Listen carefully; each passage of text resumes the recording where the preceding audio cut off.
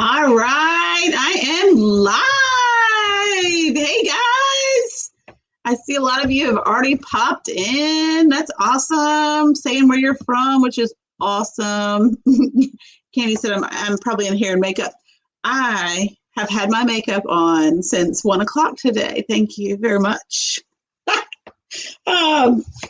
But I was trying to get my boys to tell me goodnight so they wouldn't interrupt, but they probably will anyway, and that's okay. So, no, I had my makeup on for a little longer today. So, for those that were 2 weeks ago when I did this, which I do it every 2 weeks on Sunday, I literally put my makeup on at 8:55 p.m. for the first time that entire day. So, pretty crazy. So, I see some Atlanta, Canada, I see Georgia, Minnesota, Tennessee, Virginia. That's so awesome. Y'all like my balloons? So I went to find 5K and they didn't have letters, so we had to do the 5,000. So anyway, well, awesome that you guys are here. I am so excited. I see New York City, Northern Alabama. That's awesome. Thank you guys for showing up from Ohio. Yay. Wow. Everybody's from everywhere. So excited to finally be able to like really celebrate the fact that we've gotten to 5,000 subscribers. There's Fort Worth, Texas, Karen. So honestly, just had no clue where this would go when I first started it. But, and I'm not here for numbers. I'm not here for a comparison to others. But I'm having fun. And so as long as I'm having fun and you guys are finding value in things that I do, I will keep doing it. We've got New Hampshire, Arkansas, another New Hampshire. Tammy and Melanie, you're both from New Hampshire. And then we have Georgia. Terry's from Georgia. Awesome. Well, I'm glad y'all are here. So this is just my regular old, oh, you're from Las Vegas, Nevada. That sounds fun. Woo. This literally is just my regular, we've got Indiana. So I'm in North Carolina for those that don't know. But I am, this is just my regular bi-monthly question and answer where we can talk about anything. But one of the biggest things I wanted to talk about today was the fact that, we've reached 5,000 subscribers. And then also a lot of people had questions specific to the Ricoma machine that I have back here, there, everywhere. So if you wanted to, Karen Dowling is from Australia. That's so cool. Mina from Canada and Arva from Louisiana and Ina from Maryland. Y'all, how cool is that? We have people literally from Australia, Canada. I mean, what? West Coast, East Coast. Brooklyn's in the house. Nice. I don't say in the house, but there, I just did. That's awesome. I love Brooklyn. We used to go every year to a conference in Brooklyn, and I love Brooklyn. I mean, seriously, love it. So we just would have fun. And, people are like, well, why aren't you staying in the city? You didn't need to, because Brooklyn was literally on the cusp of everything, and the subway, and I just loved it. I feel like if I was living there, that's where I'd want to live. And so anyway, we've got Southern California. Yay, Candy, yeah, you like my hat. Sweet Texas Stitches. We've got Maryland. Robin's from Maryland. Awesome. So guys, I mean, seriously, we can talk about whatever tonight. I have fun giveaways that I have over here. I have certain things that are blanks that I use that I thought would be fun to share with you guys. I don't know exactly the best way to go about this because I know I'm not going to be able to go through all the comments. So here's what I ask of you. I ask that you do subscribe to my channel because all that helps. And I would love if you would follow some of my links to Instagram and Facebook, both for my embroidery aid. And I will put the links if they're not already below. So you can do that. So I would really appreciate that. Just sharing the love. Embroidery aid is my new baby. I'm so excited about all the things that are coming. We are going live with with our launch of the starter embroidery box, April 1st. So those will be available then, and I cannot wait for that. And I have been working so hard on a weekly stitch out plan. And what's going to be so amazing about this, it's something that you can purchase monthly or a month at a time. And my stitch out boxes will have every single thing you need for 4 weeks worth of stitch outs. So 4 different live stitch outs. It will have everything down to the thread that you'll use in that box, so that we can literally, you can open that box and have everything you need where we can literally sit together. You don't have to go out, search, order anything other than, maybe the design from what we're using. But I'll give you all that ahead of time. But I'm so excited about that. And so I literally looked at like the whole 52 weeks and mapped out how we could best utilize 4 weeks at a time. So we're going to start our very first stitch out supply box that, again, it's not live yet. But the first stitch out supply box is going to focus on patriotic July 4th items. And let me tell you why. The idea behind these stitch out boxes is the fact that they are going to be something that we stitch out 2 months before the actual event. And the reason why we're going to do 2 months out is so 2 months before, 2 months before July 4th, we're going to stitch these things out in May, right? And then that gives you a time that you can master it and get the supplies so that you can offer these to your customers and have plenty of time to sell them before the actual event. Because it would do no good for us to do a July 4th box and do it, the end of June. And then you have no opportunity to turn around and sell this to your customers. So the idea is literally 2 months out from an event, we will be stitching those items. So that gives you time to be able to make them and be able to share them with your own group, your own Etsy page, your own, Facebook group. So super excited. The very first one we're going to launch in April is, like I said, the patriotic July 4th box. And those we will be stitching starting, the very first stitch out will be the second week in May. So the second week in May, we are going to start our weekly stitch outs using our supply boxes. And I can't wait. So I'm still trying to figure out exactly what night and what time works best for everybody. Now, I know it isn't going to work best for everyone, but I would love for you guys to comment here. Let me know, I don't want to step on toes of other people that are doing stitch outs, that are doing lives. I had originally, said Friday, but I know there's another Carly, I'm forgetting her last name, Carly Bell, I believe, does a Friday. So I was like, you know what? I don't want to step on her toes. She does really amazing work as well. So anyway, I do want to figure out what night works best. I will have to do it later in the evening just because I do have kids. I am Eastern Standard Time, so I've got to, think about that for everyone else as well. But what's going to be awesome is these will be available only to those that have bought the boxes, but it will be available on YouTube for you to continuously watch it. And then probably a month after, a month after we've done it together, it will open up to the rest of the YouTube world. So for a month, you'll have it where you can watch it. You can, let's see, Candy says 8 p.m. instead of 9 p.m. Carly is live in your off week and it's on Fridays, I believe. Yeah, so I don't want to do Friday because what I'm going to do is literally every week. So I don't want to take over her time of what she's working on. But again, keep putting in there. I'll do a poll as well and just kind of see what works best for everybody. I'm pretty open to what night we do, and I'm not as open to what time we do. It'll definitely have to be, like I said, after dinner, after I've gotten my crew settled.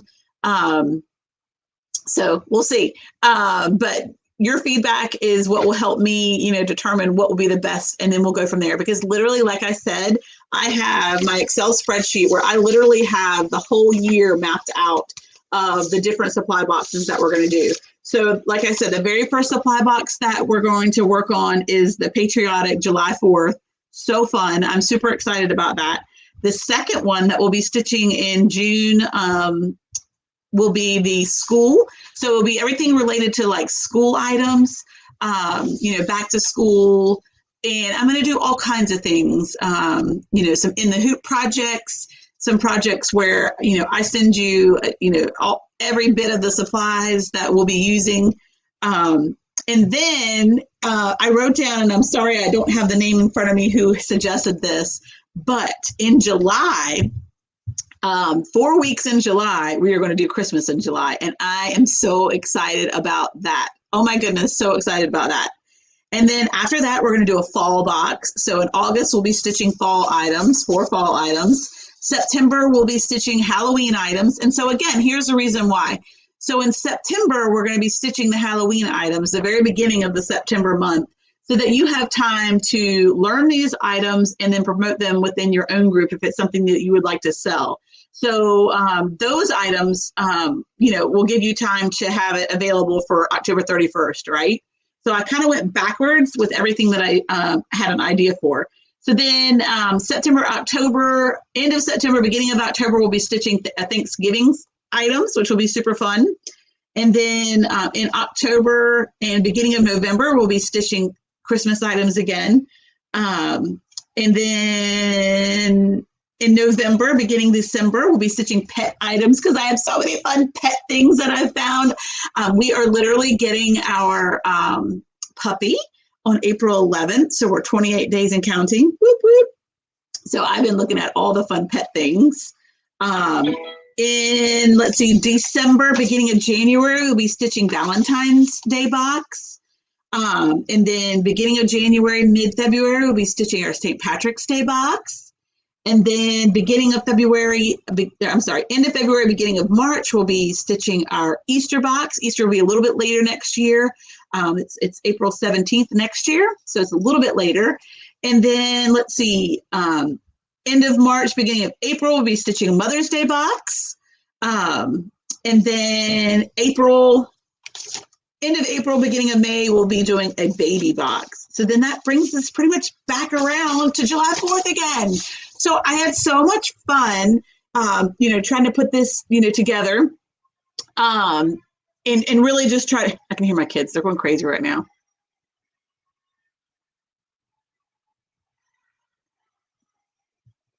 Oh, they're singing happy birthday to my mother-in-law.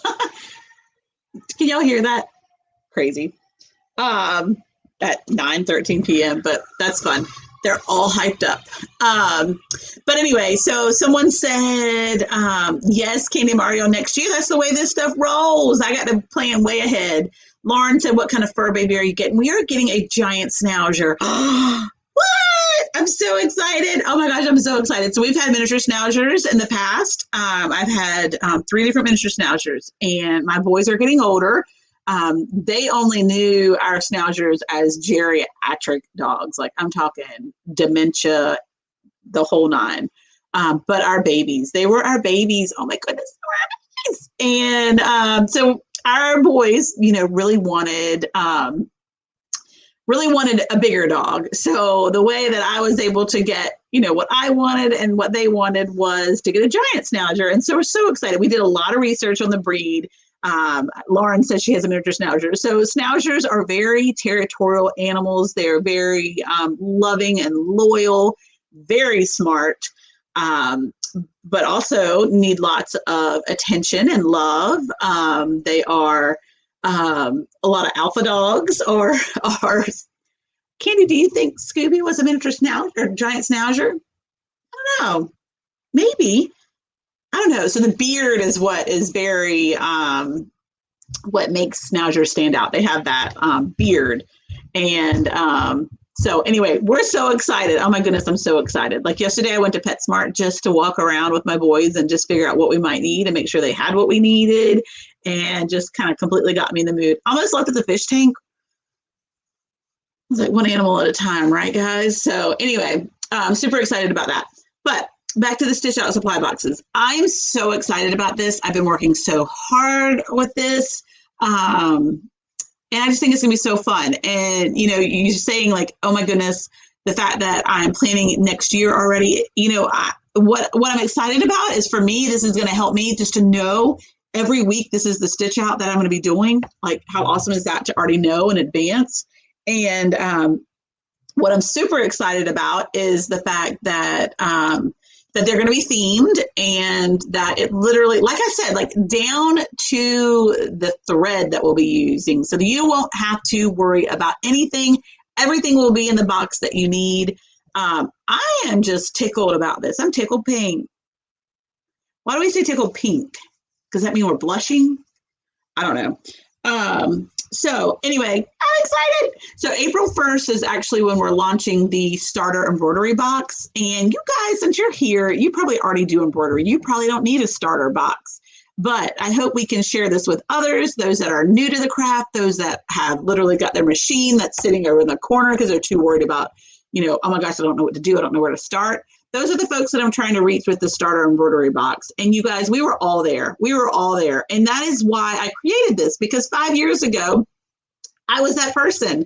I literally didn't have a clue what to get, where to buy it, what was the best stabilizer, why did I need that one, anything like that. So this has been like a brainchild of mine for over a year now. I've been working on, curating what I felt like was the most essential things to have.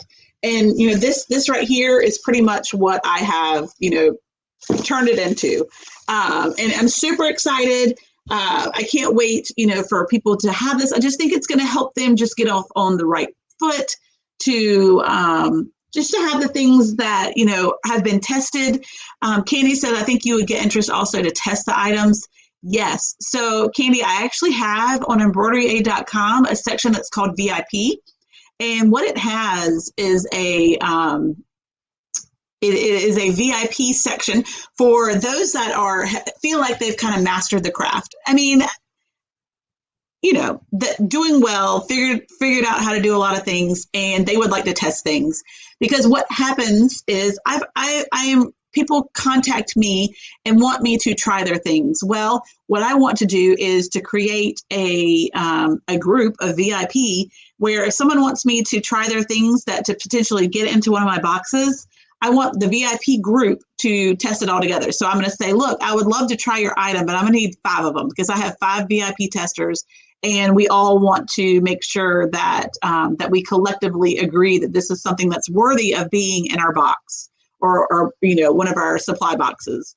So there is a form on there on embroideryaid.com for you to fill out if you do feel like you fall into the, I got this, I would love to, test things, and I have ability to take great pictures and share those and whatnot. If you feel like that's you, then please go fill out, the VIP form, and I will go through those and try to find just a very select few, that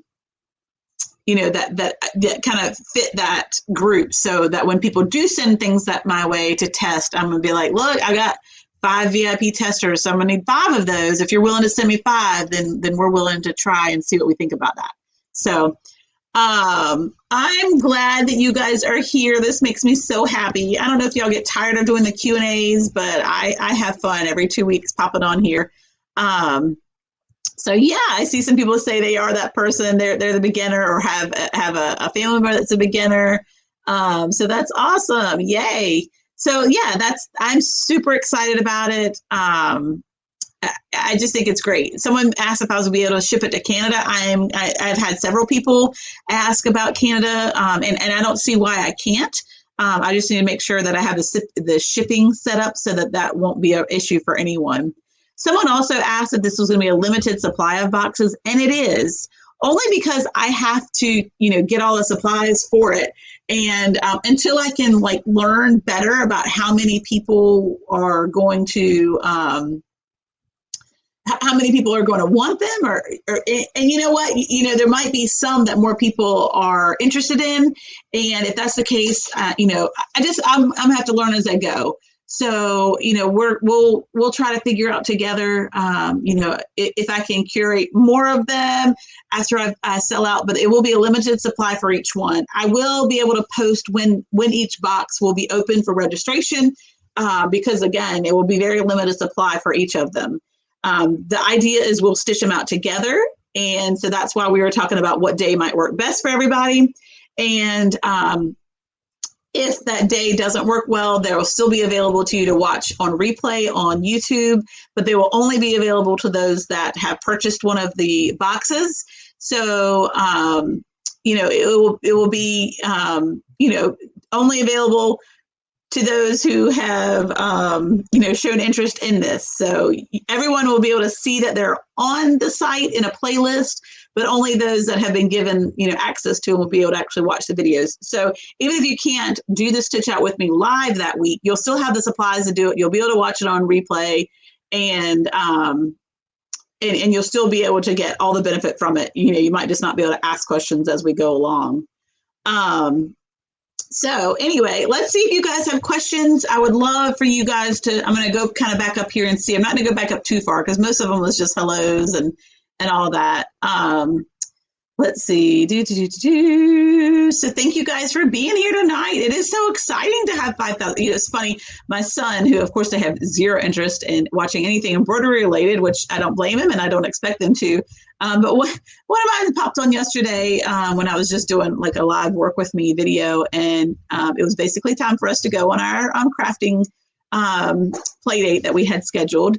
But anyway, he was like, "You have like 5,000 subscribers. Last time I looked, it was like 3." So anyway, I thought that was funny to even notice that. My husband just opened the door and locked it from the inside, so I guess some of my boys can't come in. That's kind of funny. They're like bouncing off the walls right now. Okay, let's see. Cindy said, I came across an older Ricoma 9 needle machine. It's a 2008 model. She wants to, honestly, before I got my Ricoma, I didn't know much about Ricoma.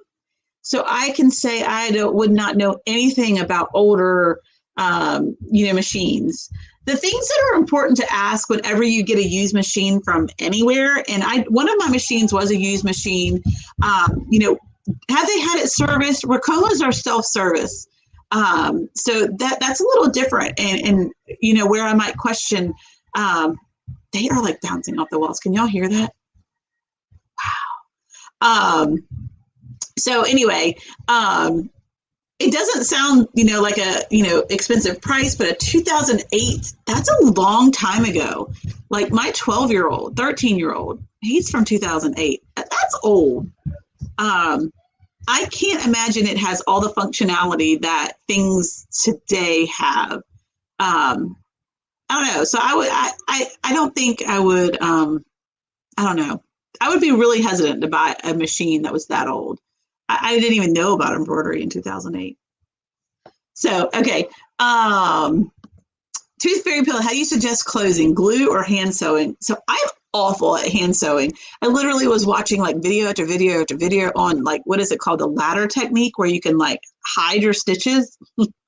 Yeah, there's no hiding of the stitch in my world. I can't do it. Couldn't figure it out. I mean, I tried. I maybe would get like 4 or 5 that were hidden, and then it wasn't. And then, so anyway, I actually sew it closed. I sew the whole bottom row, the whole bottom of it. Just do, like a top stitch that goes from one end to the other. And that's how I close it.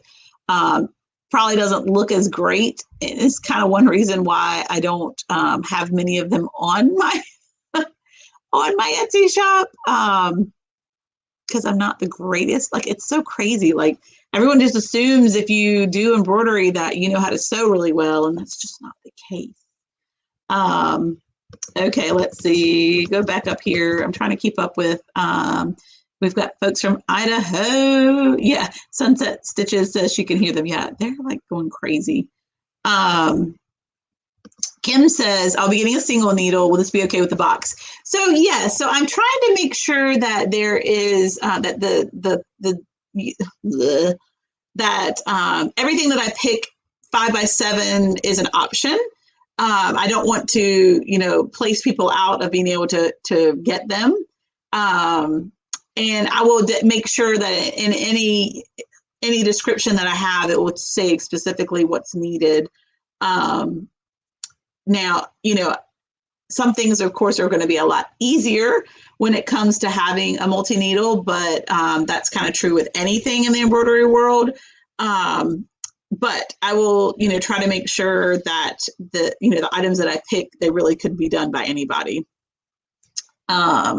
So Robin asked the same thing. Do you need a multi-needle machine to do the box? So like I said, I was looking through one of the things that I was looking at for one of the patriotic boxes was making this really cool, American flag that has ribbon hanging from it, and you could hang it more like on a garden flag thing. But then I realized as I'm looking at it, I have all my notes that I was kind of looking into things, that it really wouldn't be a good option because you have to have a 6x10, hoop to be able to do it. And so even though I just thought it was awesome, I really, was like, what, there's other things out there that all of us could do. And so I kind of marked through that one. I'm like, no, that's not the best one for us to do with this, and I found some other things. So, some things that I, thought about, just all kinds of things, super excited about it. Say we were to do a pillow, someone with a multi-needle machine might be able to put it straight on the machine, but somebody with a single needle might have to take some of the stitches out. And then that's okay too. It's just, it's something we'll talk about with each, box or each stitch out that we do, how to tailor it for, machines that you have. So super excited about it, and a lot more information to come with that. Yeah, Simply Jewel says, check with Ricoma, make sure you have access to parts and software updates. That's what I would be most concerned with. I'm like, a machine that's 13 years old is old. Candy says she's bought a few used machines, but only from local. Where'd it go? Where'd it go?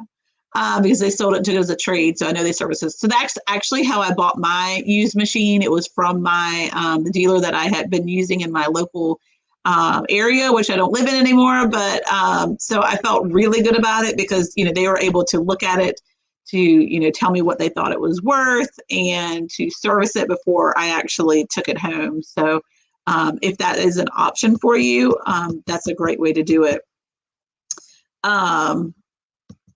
Let's see. Shayna says, I thought you were on Connie's live and I said hello. So I was saying that I was showing you love in this live video. Well, hi, I wasn't over there. I've been so busy today that I haven't even checked. It's just been busy.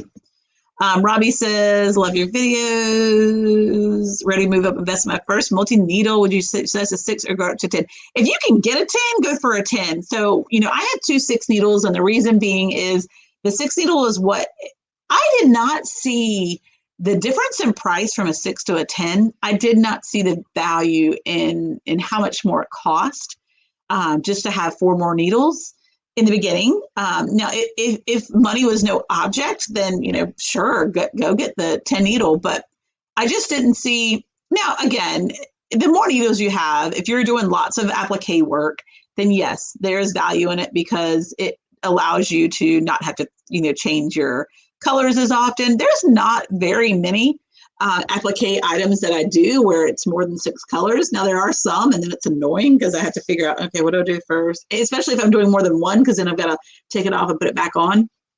But if you can get the 10 needle, go for it. I found more value in having 2 6 needles versus 1 10 needle. So if I could, combine the amount of money that I spend on the 2 of them and get 2 versus 1 larger one, then that's what I would suggest, because having 2 is really going to not necessarily double the amount that you can do, but certainly increase your workflow so that you can, have, do more in a day. Stacy says she's looking to buy her first multi-needle used. So just be careful with what you buy, the things to look out for. So I was told in the past people would look up the hours of the machine, but you know what? There are some people that run their machine super fast and Speedy Gonzalez through things, and there's some people that will stitch it a lot slower. So really, stitch count is more accurate on what you would want. But some of these machines are just beasts, and they can have millions of stitches.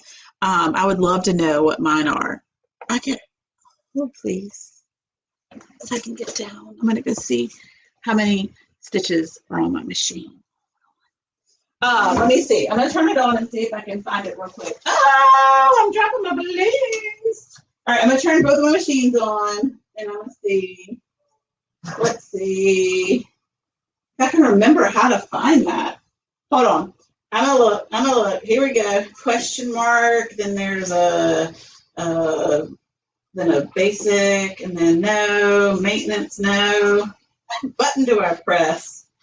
I don't remember. Let's see. This is the one that I've had since she was a baby. Let's see if I can find operation guide. I think that's right. No, maintenance maybe. No. I can't remember. Time? No, that's the clock. I don't remember. Oh wait, maybe this thing. Yes, here we go. Okay. So I have, wait, 1, 2, 3, 1, 2, 3. Okay, and then I'm gonna do it on here too. Oh yeah. All right, 1, 2, 3, 1, 2, 3, 29. So hold on, make sure I'm counting right. 1, 2, 3, 1, 2, 3. Okay. So for the one that I've had since she was a baby, I have 42 million stitches on it. 42 million. That's a lot of stitches. What? And then the one that I got used, oh,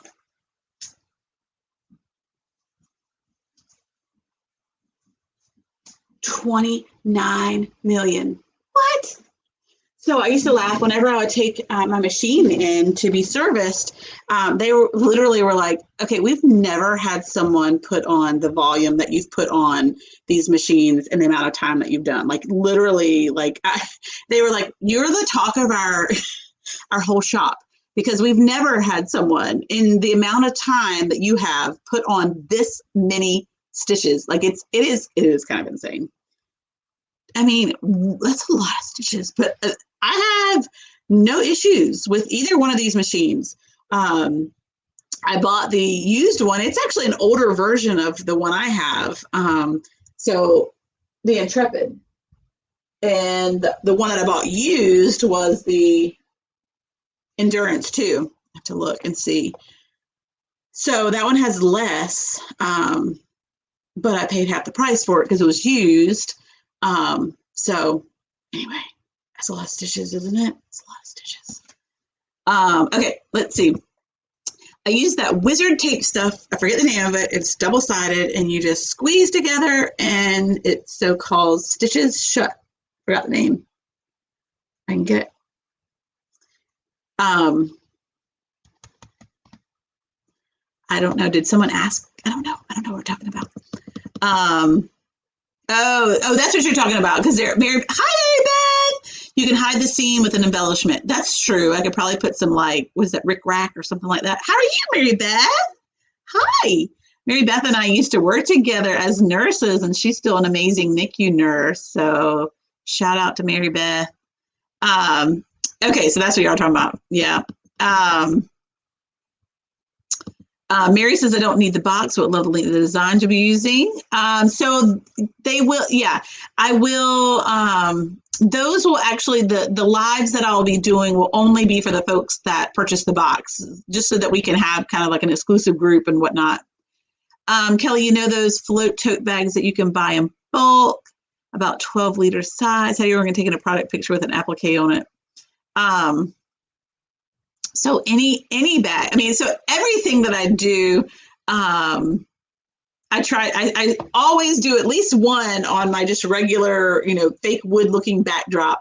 And there's some things where I'm literally standing on top of a huge chair just so I can get way above it if it's a bigger item so that I can fit it in. I have a really pretty big, and some things I actually have to put on the floor, and I have to put my my display, what do you call it? My backdrop on the floor because the table isn't even wide enough for it. So just being really creative with that. I've taken some things where I will take them out to just outside so I can hang them from something, and then I'll do like portrait landscape type of picture so that it focuses more on that item. But sometimes things hanging will look a little better.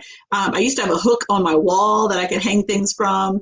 The backdrop that I have actually has grommets on it, so I can hang that and use it as a backdrop. So lots of different options when things are bigger. But I know some people use like light boxes. Those have never been big enough for me for anything that I do. Anne says hoop size, and I don't know if you were talking, or maybe you were helping me try to figure out what I was trying to say. But yeah, I'm going to try to make sure the things that are in the stitch out boxes and the things that we do live have a minimum size of 5x7. So that, that way everyone can work with that. Madeline says she's trying to decide between a brother multi and a Ricoma. Any suggestions? They're very different to me. So I know some people specifically had questions about the Ricoma. I actually have, I don't know if I should go that way, a commercial size 15 needle Ricoma. And to me, the functionality of it is very different from my baby locks. So the baby locks will be very, almost identical to a brother multi-needle. Those are what I started on. So those are what I've always felt most comfortable on. And, I was able to, get the move up from the single needle that was a baby lock to the multi-needle. And I was literally working orders left and right the day that I brought it home. It was really easy to transition from one to the other. Then when I got the second baby lock, it was like, okay, I know you, like you don't scare me, and work from it from day one, just churning things out. When I got the Ricoma, I stared at it and I was like, you scare me. I don't know what to do with you. I definitely need my training before I'm touching you because I'm scared. And I don't know if it was just because it was so big, because it, like I said, what I have is the commercial size 15 needle. Ricoma does sell a 1010, and it's a 10 needle machine. And some people might, look into that one as being the first machine. It's similar to the Baby Lock and Brother machines. But Ricoma does come with everything that you need. Ricoma is direct from the manufacturer. So you kind of, cut out the middleman as far as buying it from a dealer. So their prices are going to be just set. It's not going to be like wheeling and dealing, which I feel like is sometimes the case when you try to call around to get prices. People won't give them to you. They, want you to be there and kind of work a deal and feel like you're, car salesman almost. So anyway, that is one of the differences. Baby Lock and Brother, those are things that you actually would have serviced by, someone that can service them for you, versus a Ricoma, which is something you're going to have to service yourself. But they do have training with all of that. They actually do live training with you, like through your computer or through your phone, through your iPad when you first get it, so that you understand, how to use it, answering your questions. They also have a, phone line that you can call in at any time, even on the weekends, even later into the evening. And so that's really helpful. They might not answer the first time that you call. I know there's just been a huge influx in people ordering them, especially through the pandemic and then through the holidays. So, it might be a little slower than it had been, at other times. But, I don't get special treatment just because, I talk about them. I call the same phone line that you guys would use. And I've always had really good help. Once they call me back, even to the point of, I'm not quite understanding what you're showing me. Could we FaceTime? Here's the number. And, I'm FaceTiming, I'm showing them, well, this is what's going on right now. Can you help me with that? And they've been able to help me, there's no way that 357-pound machine, there's no way I'm putting that in my car for someone to go service. So the fact that I can service it here with someone's help and with someone's guidance is awesome. because now that I've moved and don't have an embroidery shop here in my small town, I'm a little concerned about, when something does happen. Like, I'm literally going to have to get my husband to lug these into my car. I'm going to have to drive all the way back to Raleigh or to a shop that I, research and find closer. So I'm a little concerned about that. I like the idea that I could service these myself. I haven't had any issues yet. I haven't had any reason to service it yet. I do love, with the Ricoma, the fact that the one I have has, 15 different colors on it. So I rarely have ever had any reason to change the colors on it. And so that's nice. That's really nice. And the only time that I ever do, I always change the same end. So I just change the ones right here on the end, and I keep the ones in the middle the same, so they're always set. What do I love about one versus the other? There's definitely certain things that I love about my baby locks, and there's certain things that I love about the Ricoma. There's some things that I maybe don't like about the baby locks, and there's maybe a few things that I don't like about the Ricoma, and not to say that one is better than the other, but they just have different reasons for why I do or don't like certain things about them. But all of them are workable, and I've worked around them, and they've all been really good additions to my business and working in my shop. I will say the number one thing that I do love about the Ricoma, if you do repeat things over and over and over, it is a workhorse in that matter. And so what I love about it, so I could be doing a piece of applique, and you set it up and you tell it what the colors are, and you saved it to the machine. When I put the next one on for the very next applique that's the exact same thing, it remembers it. You don't have to re-put in all the colors. That right there is such a time saver if you consecutively do the same thing over and over and over and over and over. My baby locks don't remember it. I could do one shirt, and then the very next time I put the next one in, if it's an individualized shirt, I've got to reprogram the colors, like, and then like I just did this, and I would start to like remember, well, that goes with the one, that goes with the three, that goes with the four, that goes with the three, that goes with one, and so it works, but that's a time saver. That this remembers it, it stores it in the machine. This is DST, the Ricoma. My baby locks are PES, but I have not had any issue with that. I use Embroidery as the software, and I have a link of that below.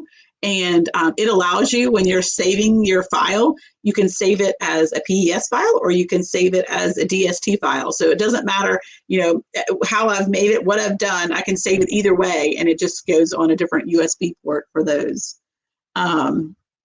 So, they just have different reasons, of what works. So I would honestly, say the best thing, Madeline, to look for is what's a better price point for you, service-wise. Do you have somewhere local that you could take it, or someone that could help you? Would it be, having it shipped straight to your door like Ricoma, would that be, helpful for you? Do you have a way to get, things, local? So a lot of those things are huge factors in what you want to look into. Angela says, have you decided on the cost for the box? Will it always be the same or vary depending on the materials?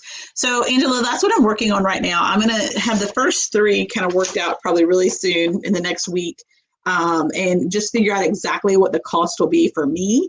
And it's not going to be, a huge increase in cost from what I'm spending on what you're getting. So I haven't determined. I would love to think that it could be the same price always, but it just kind of depends.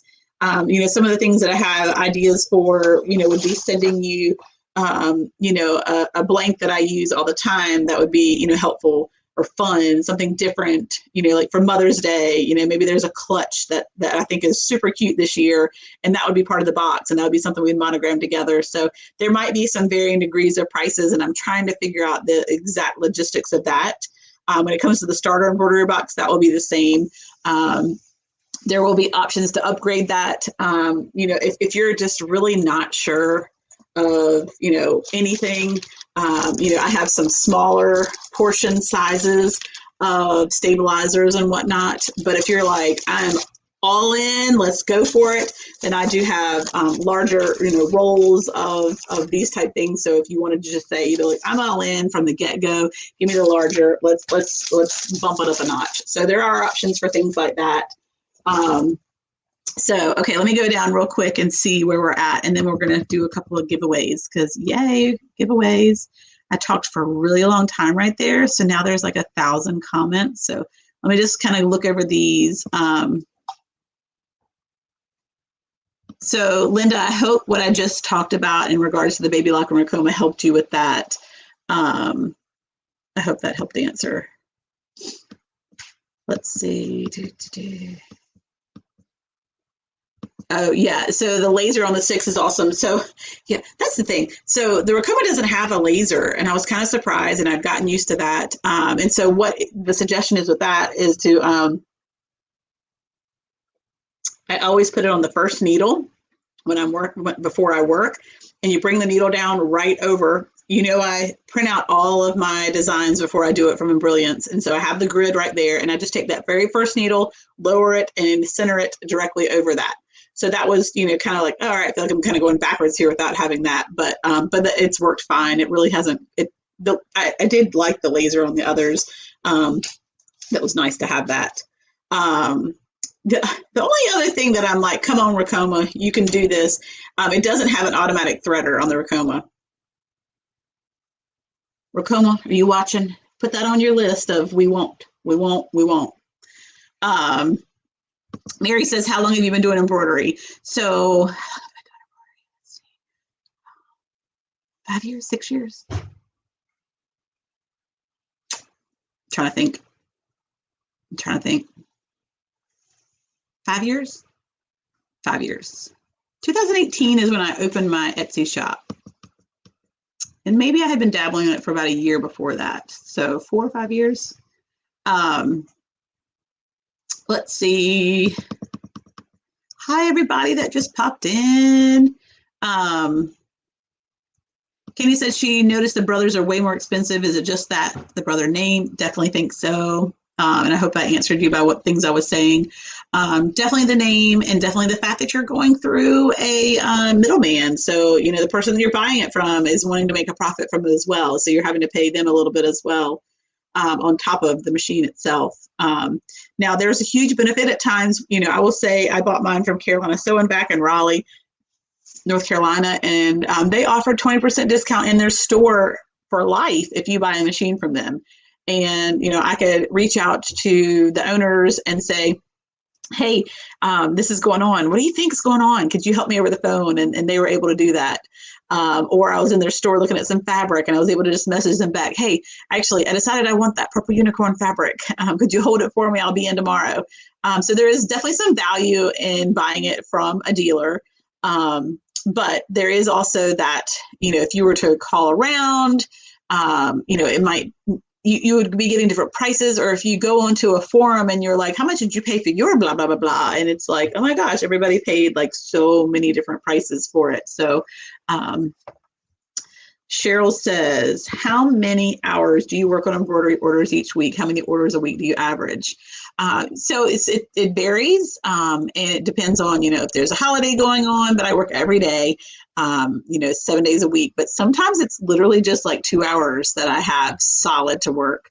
I have 3 boys at home. We're living through a pandemic. There was lots of online schooling going on. My husband travels. So it just depends, but it is definitely my full-time job. It's what I do.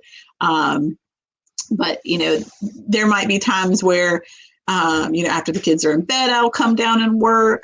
It is my happy place, so I don't mind coming down and working, but sometimes I just don't get solid stretches of time. I don't like to come down for like 20 minutes. It's not beneficial to me at all. If I can come down and know I have at least 2 hours to work, then I can really, you know, work through some things. I've been doing some live videos, work with me videos, because it's so motivating when I know you guys are watching, and it keeps me kind of focused. So I've been doing those a little more often, because honestly, it's completely beneficial to me to be able to do that. How many orders a week do I average? So I sell on different platforms, so it can really vary. I generally get about 10 orders on Etsy a day. And it doesn't mean those are all due the exact same time, because there's certain things that are due, you know, within 1 day. There's certain things that are due in 3 to 5 days, and there's certain things that I have that are due 1 to 2 weeks. So it just kind of depends on how those space out. Since Etsy doesn't mail on Saturdays and Sundays, Fridays tend to be like really heavy with how many orders. You know, I could have upwards of, you know, 30 orders that are due on a Friday, based on how people ordered them over the weekend. So it just depends. And then I sell things in my group, and I do certain things throughout the year. I'll do flash sale Fridays, and some of those take off like wildfire, not wildflowers. That would be cute. Like wildfire. And I'm like, oh my gosh, I'll post it. And then an hour later, I'll look down and I've got 35 orders. I'm like, okay, whoa, that's way more than I was expecting. I'm turning off comments. Thank you guys. And then there's sometimes where I'm like, this is so cute. Everyone's going to want this, and I'll post it and I'll get none. So, I mean, it really depends on, what I have going on. And I have ways that I try to kind of increase things as, doing, different social media things, trying to get more active with that. But doing things like Win It Wednesdays and Flash Sale Fridays and Sample Sundays, if I need to kind of increase what's going on. So it really depends. It really depends. And it depends on how much, time and energy and effort that I put into it for sure. Let's see. I have my 15 needle machine set up, so a few needles have ballpoint needles, a few with sharps, and a needle for metallics. This way I can do it. That's awesome. Barb, let me tell you though, if you've been following me, for those that have been following me, I use one needle. I use it for everything. Bum, ba, da, bum. This is the Microtex Sharp needle. It is the 8012, and I do everything with it. Everything, and I mean everything. I don't do anything. I never change it. That's what I use for everything. But that is, that's a great workflow for what you're doing. So that's awesome. And you might do things that are way different than what I embroider. So, but that is a really good workflow for what you do. Stitch count. We did talk about that. Barina owns Melco, and Barina multi-needles machines are more expensive than the Melcos because you're paying for the name. Yeah, I guess so. Mary Beth asks, what is your favorite go-to for embroidery fonts for monograms? Oh my goodness, there's so many out there. Now, when I'm talking about my fancy ones, I love Apex Embroidery and Schuler Studios. Gorgeous.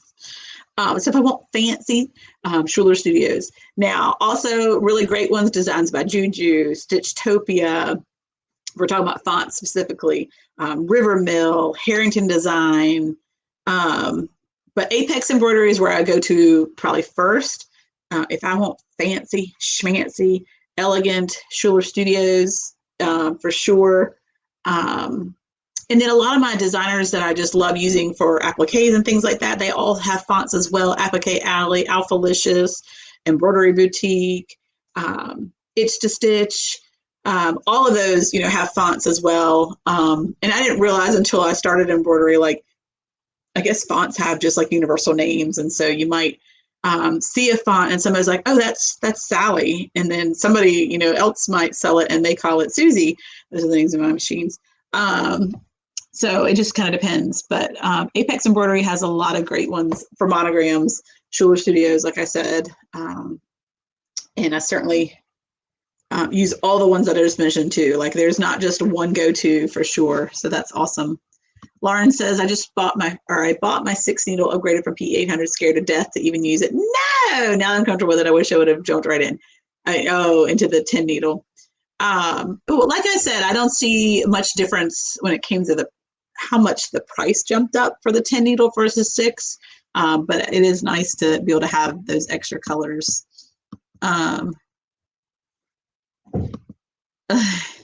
Jason is your embroidery machine doctor, doesn't allow me to look at stitches anymore. Well, I just would laugh because I would try to guess what I thought it would be. Then it's like, y'all, I would never imagined. Like if my home shop is working from Carolina Sew and back and realized there was 42 million on it right now, they would probably fall to the floor. Like, that's insane. You want to see me do limbo with that? Yeah, I already went right through it when I tried to get to my machine. I was trying to figure out a way where I could get it in the shot, and I have it literally like looped into my vent over there, and then I have it tied on one of my that camera thing. Oh, you can actually see it. I didn't mean for that to be in the picture, but oh well. Candy said, I put 11 million stitches on my single needle in less than a year. Yeah. It happens fast. Anna says, I'm in the process of starting my business and taking pictures of my work now. So in the beginning, I was a hoarder of fabric. I don't buy fabric very often anymore. I did one like, here I am at Hobby Lobby video where I was looking for a specific green fabric because there was something like very specific in my mind that I wanted to do. But I don't do that anymore. I have it stored here. Every once in a while, I'll have to kind of replenish like just the basic colors. But I don't have a ton at all times. I used a lot of my fabric during mask making mayhem, and so I kind of ran out of some things. I kind of had to replenish, but I buy more specific to things that I'm doing. I don't try to just store a lot. But the basic colors I still have a ton of. All right, I'm like bouncing around, and the reason I'm bouncing around is because I need to go potty. So y'all give me 2 seconds. Sorry, I tried to do this before I get on. So y'all chat amongst yourselves, and when I get back, we're gonna do our first giveaway. That will keep you, right? Don't go anywhere, don't go anywhere.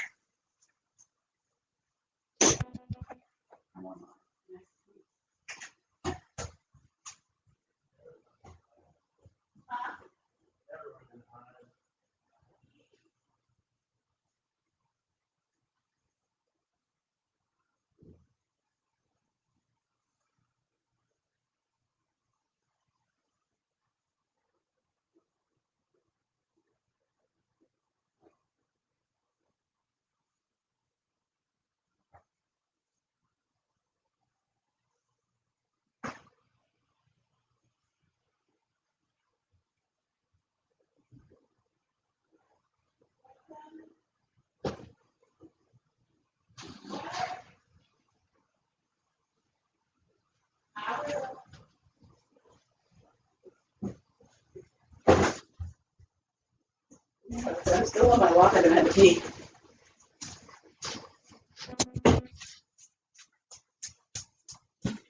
Okay, yay. Sorry.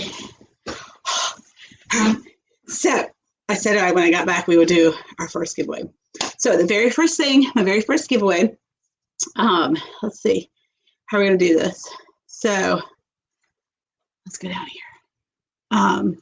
The very first thing, I feel like I'm gonna miss some of these comments.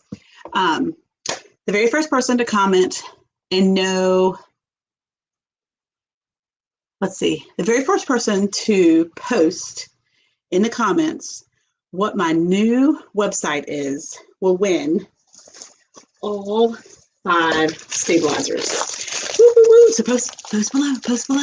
First one, you'll have to send me your message, your address and a private message, but these will be coming straight to you. This is the Soft and Sheer Cutaway Permanent Stabilizer. This is the Water Soluble Stabilizer. This is Tender Touch, which we put on as a backing. This is Tearaway, boop, boop, boop. And this is 50 plus. So first person to comment on what my website is, my new website, in the comments will win that. So we'll go see that in a second. Let's see. She said her machine had started over. Oh gosh, I hope they didn't like change the stitch count. That would be also awful. Oh good, Teresa, you have the Intrepid. I love that one. I'm wondering when you refer to a single needle, the P800, or actually a flatbed. The Brother of Pisana is a single needle, right? So the Brother of Pisana, is that the one that's a single needle, but it like looks like the multi needles? Those are great for anything that we'd be working on. Let's see. I make them put a hospital bracelet on my machine when I bring it in and demand bedside manner. Yeah, I hate leaving. I hate it. Like, and I do. I hate leaving my machine because I can never really find a week that I can be without it. I'm like, I really have to play it by ear. I've tried to do it when I would be going on vacation and knowing that I couldn't work. That would be helpful. July 4th was always a week that I would try to take it in because I knew I would be at the beach. Now I live at the beach. That's not going to be something that I'm doing. It's hard to plan to not have the machines when you're used to using them every day. Deborah says she has the Intrepid too. Yes, Lauren, it will definitely be where you can just decide if that's a box that would be fun for you. It doesn't have to be an annual thing at all. It certainly can be something that you can do ongoing if you want to just go ahead and commit that we do them together. But if one of those things you're like, it's not really my thing, I don't want that box, and that's okay. It doesn't have to be something that you get each time. And I will be releasing like launch dates for them, where I will. What is going on my phone? No, I signed up for this thing called Productive. It's an app that's supposed to help me be productive, and I put in all these things of like when I wanted to do certain things, and it's really annoying. So I've already after 3 days of trialing it, I'm like, you're annoying. Like reminding me like when to exercise, when to drink water, like leave me alone. Even though I put them in there to remind me. But it just like messages me all day. Stop it. Stop it. So anyway, what were we talking about? I don't remember now. The boxes. I'm trying to think what we were saying. We were talking about that it definitely can be a month to month. I don't know. Judith says, I love the faux smock names that you do. Where do you get the designs? Those are all from Marmaby Designs. Awesome. And she is such a pleasure. I don't say that. That's something you say at Chick-fil-A. I really like her a lot. I've even messaged her, and, I have a little brother and big brother design that she had made, and somebody specifically wanted a baby brother design. And you can't do that individually with the letters. It wouldn't fit. So I asked her, I was like, is there any way, that you'd be willing to make a baby brother faux smocked one? And she did. And she literally, like 2 days later, she apologized for taking so long. And she messaged me, emailed it to me. Didn't even charge me for it. Like, what? This is crazy. And this was before I was doing videos. It's not like she did it because I was like gonna, boast her name or anything like that. She just did it because she's just a great business owner, and happily sent it to me. Didn't even like ask for any payment for it. So Marmaby Designs, I highly recommend. The thing that threw me is having to put in thread colors and scheduling stops. So with the Ricoma, I assume you're talking about. So that was a huge difference. And you'll see, like if you see me doing a lot of work, I tend to stick to my appliques on my other machines. If I like to assign when I have a work day where I just have a lot of orders to get done, I will assign each machine a different job. And a lot of times I will do the repetitive work where I'm doing like totes, or like now I'm doing lots of Easter baskets or seersucker bags. I will put those on the Ricoma. If I'm doing like towels and linens that are just repetitive, the Ricoma is the one I go to for that for sure. If I'm doing a applique with many steps, then I'll generally put those down there on the other machines. And part of the reason why I do that is because I have yet to add the Mighty Hoop, which I know I need to get for the Ricoma. It would really make appliques. It would be a better hoop than some of the ones that come with it are.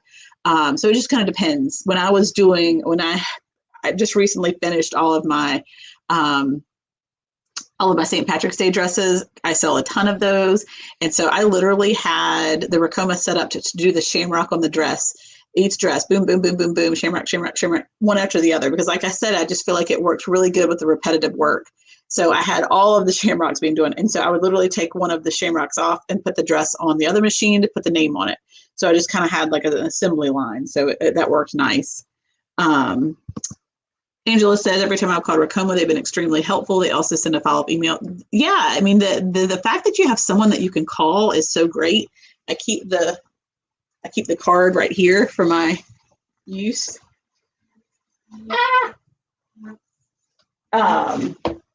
But yeah, they have email and phone support. So that's really nice. Like I said, if I didn't have a working relationship with the person that I bought my baby locks from, then I wouldn't know who to call for, a lot of this other than just going to Facebook and asking around. But Ricoma has an email and phone support. It's toll-free number. Their hours are, Monday through Friday from 9 to 5:30, but they also have after hours from 5:30 to 9 p.m. and on Saturday and Sunday from 9 to 5:30. So, if you guys are like me, I'm working at all weird, odd hours. So it's really nice that they do have some of the after hour support. So that's been helpful. Angela, that's what we just talked about. Let's see. Okay, I don't know much about the actually I don't know anything about that machine. I don't know anything. I don't know if it's a single needle, but if you're wanting to upgrade, I'm assuming it probably is. So well, I'm glad you're here tonight, Tiffany. Since it says it took me forever to figure out this color saving thing on my brother, but finally got it working, so I don't have to constantly reprogram it. Yeah, I guess I don't really do that. Let's see. Let me go back. Let me go back. Let me go back. Oh, there's lots of comments. Oh my gosh. Let's see. How many minutes behind am I? Wow. 9:44. I'm 20 minutes behind on the comments. Yes, Shana. I actually went back. So Shana's referring to in the very end of December, I had a video where I talked about my goals for the year as far as my business. And Shana, I actually recently went back and looked over that just to kind of see where I was, see what have I done, what do I need to focus on. And I was actually super surprised that there are several things. I mean, like I said, these boxes, the beginner starter box, is something that I have been working on for over a year. I've been working so hard trying to curate the, wholesale accounts and to, work with the companies that sell these supplies and just, have those business relationships where I felt like I could move forward with this, figure out, the shipping and the boxes. And I got a really cool thing in the mail today. I'm so excited today. So this is something that I've been working on for a while. So it's kind of like if I hadn't done this year, I don't know. I mean, it would have been bad. But okay, so there's this company called Sticker Mule.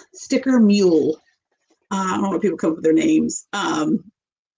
Mule, like the animal. And they make, look at this.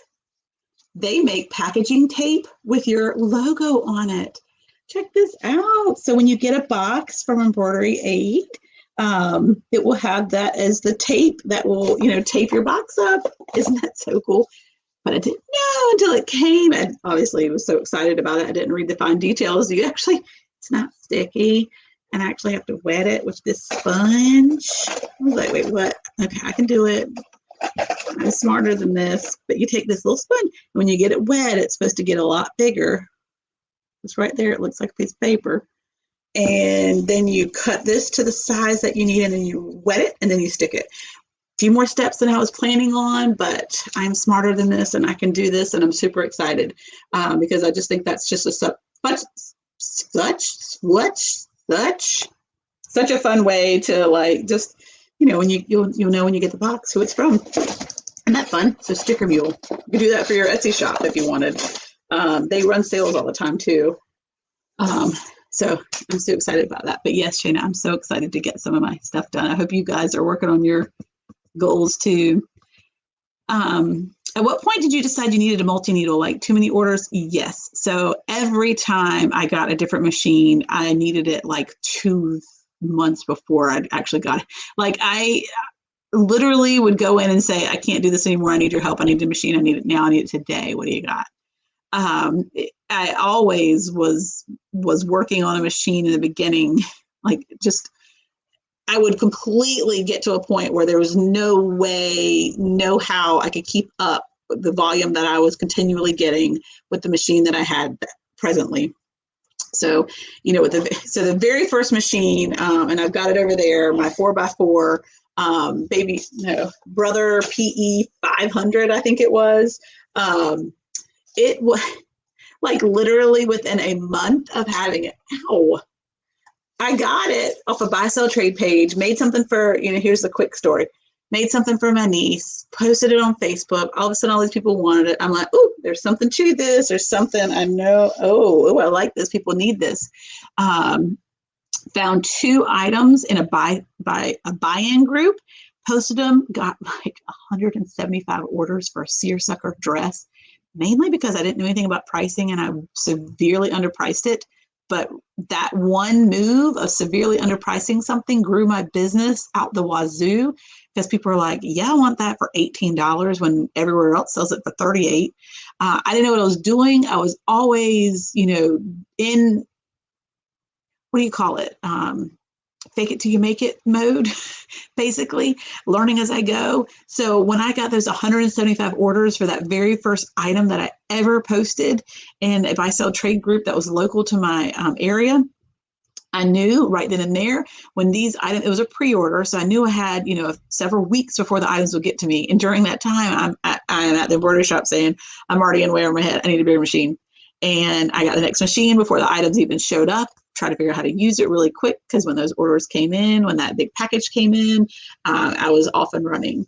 And then same thing with the next machine that I got. It was a Baby Lock Flourish 2. Amazing machine, workhorse of a machine.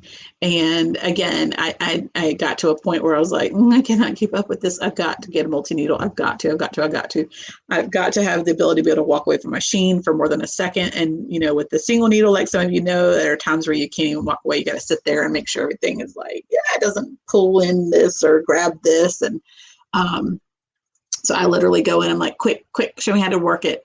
I gotta go. And I took it home. I didn't even look at a manual. I just popped that baby up on that. Well, maybe my husband did. And I literally that day was like, boom, to the point where I literally went back to the store that I bought it from and was like, I need some more bobbins. And they're like, oh, did you not see the 12 that came with it? I'm like, yeah, I ran out of them. I'm like, you ran out of them? You just got that like 2 days ago. I'm like, I know, like, you got a big box. And they about died. They're like, you literally already used those 12 bobbins. You bought that machine 2 days ago. I'm like, yeah, like that, nowhere near enough for me. So I was always using it more than probably the average when I first got it, just because my business was growing and whatnot. So I always bought it because I knew I could not keep going unless I bumped up. What is the largest tender touch you can buy? Candy, I don't know. The one that I use is the, I think I moved it. It's one that's 8 inches. And the reason I like that is because that is the general size that you need. I don't want it to be larger. Like there probably are rolls that are much larger than that, but I like the 8-inch roll because that's basically the size most appliques are, because I do like 5x7. So the 8-inch is perfect. All I have to do is roll it, cut it, iron it. Instead of like cutting it into a funny shape and wasting, some on each side, 8-inch is preferable for me. Just as is the rolls of tearaway and soft and shear. I prefer the 12-inch roll because that is exactly what fits best on my 9x9 jerky hoop or the magnetic hoops, or the 5x7, hoop on my machine. The 12-inch has always been the best size. Now, again, they come in much larger sizes. There's 20-inch sizes, but when I got the larger sizes, I was wasting so much. I would cut out, what I need, and there'd be all this extra, which I could piece together and, work in, fixing areas here and there. But for tender touch, the 8-inch is ideal for me. And then for the other items, the 12-inch is ideal for me. There's a local shop that sells, when I'm in a pinch, they sell Floriani, and they don't sell the 12-inch side. And I get so frustrated because I just feel like I'm wasting so much more. So I don't know what the largest roll you can buy, but I know for tender touch, the 8-inch is absolutely ideal for less waste because it's about the size that appliques are. Sandra says she's new here. Hi. Sassy So says, thank you for sharing. I learned so much from you, even though we embroider different things. Well, tell me what you embroider. I would love to know. I'm always wanting to do new things. Let's see. Kim says, I for sure want to do this for the box. Just being in Canada, you would have to ship it sooner because it will take longer. Yeah. So that was the other reason. I want to make sure, yes, I will be cutting off the time that people can buy them. I have like literally have on here, like, what is the date of the event? Like for this one is for Halloween. Well, you can't see that, but so basically right here, it says Halloween. And so this is the date. This is the date that the stitch outs will be. This is the date that the launch will be. And this is when they have to ship by, just to make sure everybody has them at the right time. So you're right. I will definitely have to figure out Canada and just figure out what time frame it takes for things to arrive. But I will post them in enough time that hopefully you can get them, the beginning of the launch versus the end, which you're going to want to anyway, because it's going to be limited supply for each one. Magdalena says she's new. Lucy, congratulations. Thank you. Candy says, how do you, yeah. I mean, it's easy to do. It's just something that I was like, wait, what? You don't do it for me? I can't just press a button? Yes, Angela.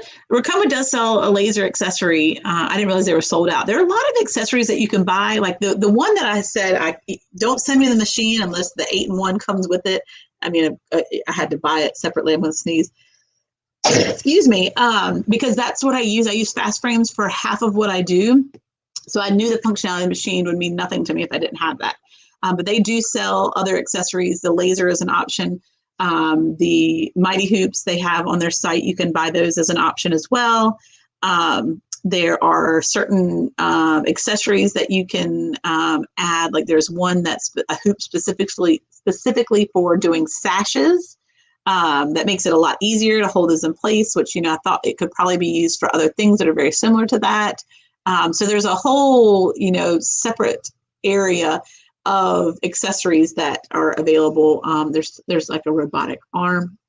Am I making that up? There's something like that, but definitely some accessories that might be helpful, that you could use. You can buy a laser. Okay. Yeah. I trace with the needle number 1 down, like Kelly explained. Yep. That's exactly what I do. And it's not been an issue at all, like at all. The needle threading maybe, but no. So yeah, no, Kelly, I promise, because I print out my designs and have the grid, just, centering it over the number 1 needle, hasn't really been that bad. Angela actually said the review for the laser wasn't that good. So I haven't even looked into it. I thought about it in the beginning. I'm like, I'm going to have to get that just because I was used to it with my other machine, but, nah. Hey, Deb, no worries. Sandy said I use my needle more than the laser for tracing. Yeah. I mean, that's how I learned it with the beginning. Maybe I don't think Brother makes Baby Lock. I actually think they're made in different areas, aren't they? I feel like one's in China and one's in Japan, or I'm making that up. I think Baby Lock's in Japan. I think they mirror each other, but I don't think they're made by the same. Maybe they are. I don't know. My salesperson kind of didn't recommend it, so I think we're talking about the laser. Let's see. I don't think it's the same, is it? I don't know. All right, let's see. Angela says the Baby Lock owned by. See, I don't think they do. I think they're separate. I don't know, but they're pretty much the same. Do you know if Ricoma sells? I don't know if they do. I don't feel like they do. You might find them out there on the World Wide Web, but I don't think you can get it directly from them, but don't quote me on that. That's Alibaba. It's funny how you learn what the noises are. That's an Alibaba.com. Hi, Kelly. Visit the online trade show. Discover top suppliers that ship to the United States. Let's see. Melanie says Friday is crazy day for Etsy shop workers. Yeah, right, because you get everything that kind of came through on Friday afternoon, Saturday, Sunday, or however it works. But yeah, Fridays are always crazy. And I'm normally looking ahead to know that, all right, I've got 30 orders to go out on Friday, but I only have, 10 to go out on Tuesday. What can I go ahead and do ahead of time? And I try to do them ahead of time.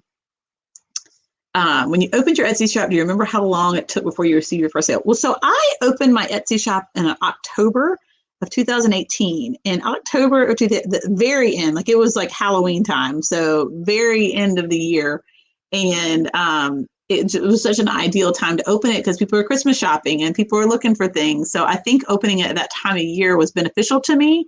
But I also was a perfectionist before I opened it. I did so much research, so much studying, so much learning before I opened that when I did open, I opened with, over 150 items in my shop, and had already done some research on SEO and things like that. So it happened pretty quickly. But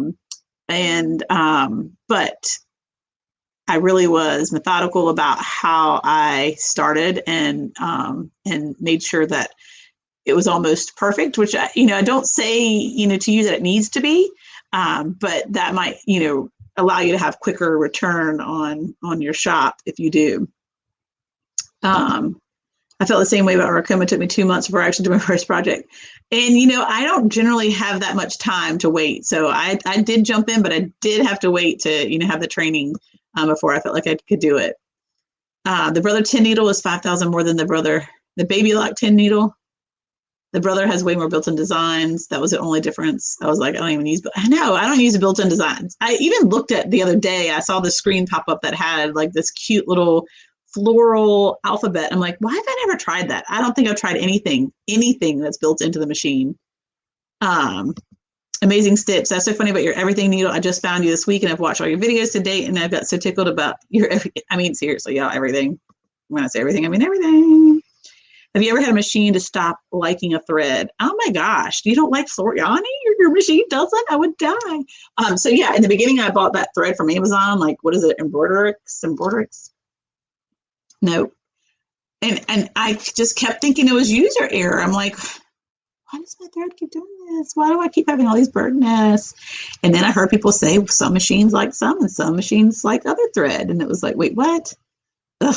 So the shop that I bought my machines from sold Floriani. So I quickly was like, okay, well, I guess we'll try this. And then I fell in love with the high sheen of Floriani like there is no other.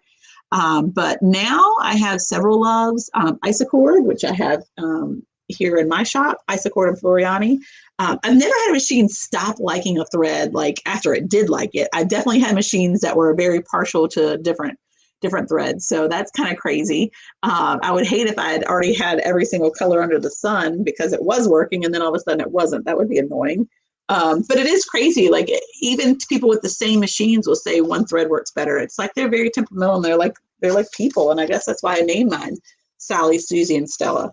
But Isacord and Floriani are, what I use. And so far, all my machines have liked those. Some of the ones that I had bought on Amazon in the beginning where I was like, oh my goodness, I can get like 600 thread colors for $29.99. I mean, not really, but kind of. Those didn't work out the best for me. I already gave all those away. And when you notice orders were coming in at least every week of my shop, and now I'm nervous. I mean, there's days, I don't know if you've seen some of those funny like images where it's like, sales are up here like, oh, I'm so awesome. What do I do? And the next day sales are down here like, oh my gosh, I'm a failure. I quit. And then it's like, oh no, wait, I do know what I'm doing. And that to me is still how my analytics look. It's like some days I'm up here, some days I'm down here. And the next day I'm up here, then I'm down here, down, and then up. And it's just having a home business and it's unpredictable at times. It doesn't make sense at times. Why sales are doing so well versus not. You can play around with all the ads and gimmicks and whatnot. And sometimes that takes to your advantage and sometimes it doesn't. So there's always a bit of nerves with it. But just keep going, just, change what you can change and just hope that it does pick up. Now this reminds me of St. Patrick's Day hat. Let's see. Yeah, Deb says, Etsy sales always make me nervous. They do. Let's see. Candy said, I bought so much fabric. Now I'm trying to get rid of it. Everywhere I look, I find more. There's actually some really good Facebook groups that are for like fabric hoarders. Even if you ask stitch count, what is too many? I would have said 1 million was too many. No, 42 million. 42 million would probably be more than I would. Yeah, I would never buy a machine that had 42 million. But I'm telling you, I have no concerns with my machine. Knock on lots of wood or whatever this is. So I don't know. Honestly, I don't like buying things used. I like to feel like I have been the one that has loved it from the beginning. Cheryl says, can you talk about keeping stock on hand and what sizes are the most popular? Honestly, Cheryl, you will figure that out on your own. Like I literally, I like to keep 4 to 5 of each item or each shirt only in white. I only keep white in stock of each size. And for me, I keep the cap sleeve, short sleeve, ruffle sleeve or ruffle shirts, short sleeve, long sleeve, and then the unisex short sleeve, long sleeve. So the 3 different styles in short sleeve and long sleeve.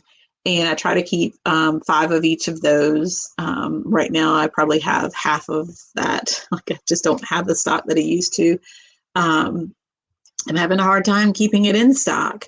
And you learn what's most popular. What might be most popular size for your shop might not be the same for me, you know, talking to other people. For me, it's 3T, 4T, 5T in girls and boys are my biggest sellers. Because a lot of things that I do are just like the cutesy shirts for school and for, you know, birthdays and whatnot, seasonal, that, you know, once you get, you know, higher than that, you might not be as into it. So just 4T by far has always been my biggest seller. But what's good is to kind of go back through your past sales and really just kind of take note of, well, gosh, I've sold 45 of this size and I've only sold 3 of this size. You know, like I have size, you know, 10 in a ruffle shirt, but I mean, rarely am I selling that size, but I do. And I definitely want to keep it in stock. And sometimes I'll go on runs of different things, you know, lots of size 12 months and 18 months and stuff like that. You're like, really? I mean, so it just depends, and you'll figure it out just kind of based on what you're doing. But it is good to keep, you know, a certain amount in stock, because it's so awesome to be able to do a quick turnaround, especially with my Facebook group that I have. You know, people will direct message me and say, I forgot my daughter's birthday.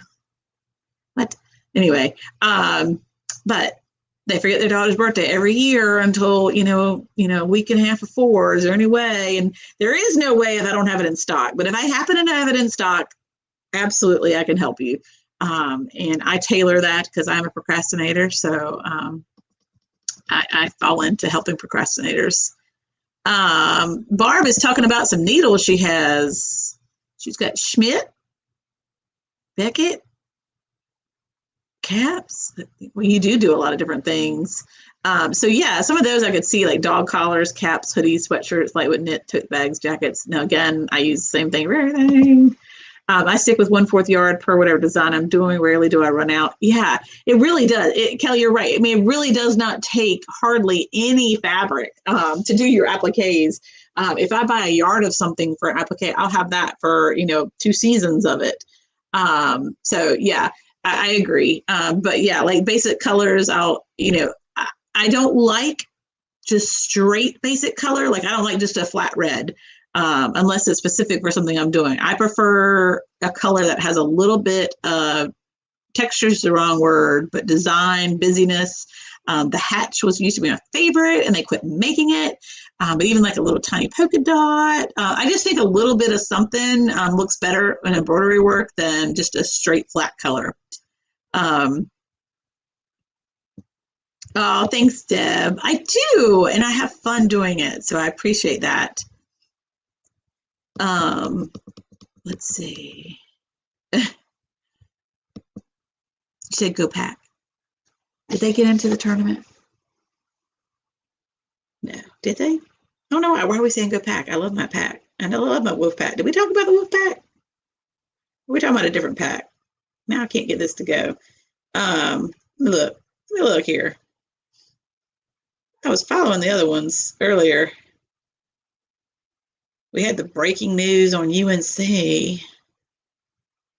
I don't think we got in. Boo. Anyway, well, go back anyway. Still looking. I'm looking. Looking at the brackets, y'all. I don't think there's any reason. No. Because they're all posted on here. The Midwest region. I know for y'all that don't do college basketball, you're like, what? I don't do, but Greensboro's in. I don't do anything other than college sports. So anyway, maybe you're just saying go pack because yay. Okay. Angela says 42 million. Just yeah, workhorse is right. They are workhorses. She has her 3-year-old just came in and says that her birthday. Well, it's funny. It was my son's birthday a few weeks ago, and I had these sitting around, and I was like, oh, look, I've got gold to match my Match my balloons here. Okay, it looks like, okay, I will make sure, but it looks like So Crafty Creations was the first one to say embroidery aid.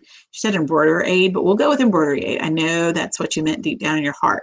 So Crafty Creations is our first winner and gets all the stabilizers that will be coming in the embroidery box, the starter embroidery box. So yay! Y'all probably all started saying it after that, and I just haven't been paying attention. So yes, to everyone else that said it after that, it is embroideryaid.com, and that's where you're going to find all of the just really all the information, that tips, tricks, and tools of the trade. You'll find all my videos there. So yes, yay. So actually, let me go back up and is that one of those super chat things? I see it up there. Someone told me I needed to put those on there. And is that Lori? Lori, oh my goodness. What are you putting a super chat up for? Y'all, that is too awesome. So first of all, I need to put on here who just won the very first giveaway. Lori, that's amazing. I don't even know how those work, but I've been doing these lives, you know, every other Sunday night, and they're like, where's your super chat? I'm like, what is a super chat? I don't even know what that is. But look, you guys, it's right there on the top. And I know that's Lori's little emblem, isn't it? Oh, so sweet. Thank you. Okay. Oh, it's right there in front of me. So Crafty Creations. So Crafty Creations has got the stabilizer giveaway. Yay! Thank you, Lori. How does that work? Can I click on it and see? Yes, it's Lori Nutmaker. Oh my goodness, that is so awesome.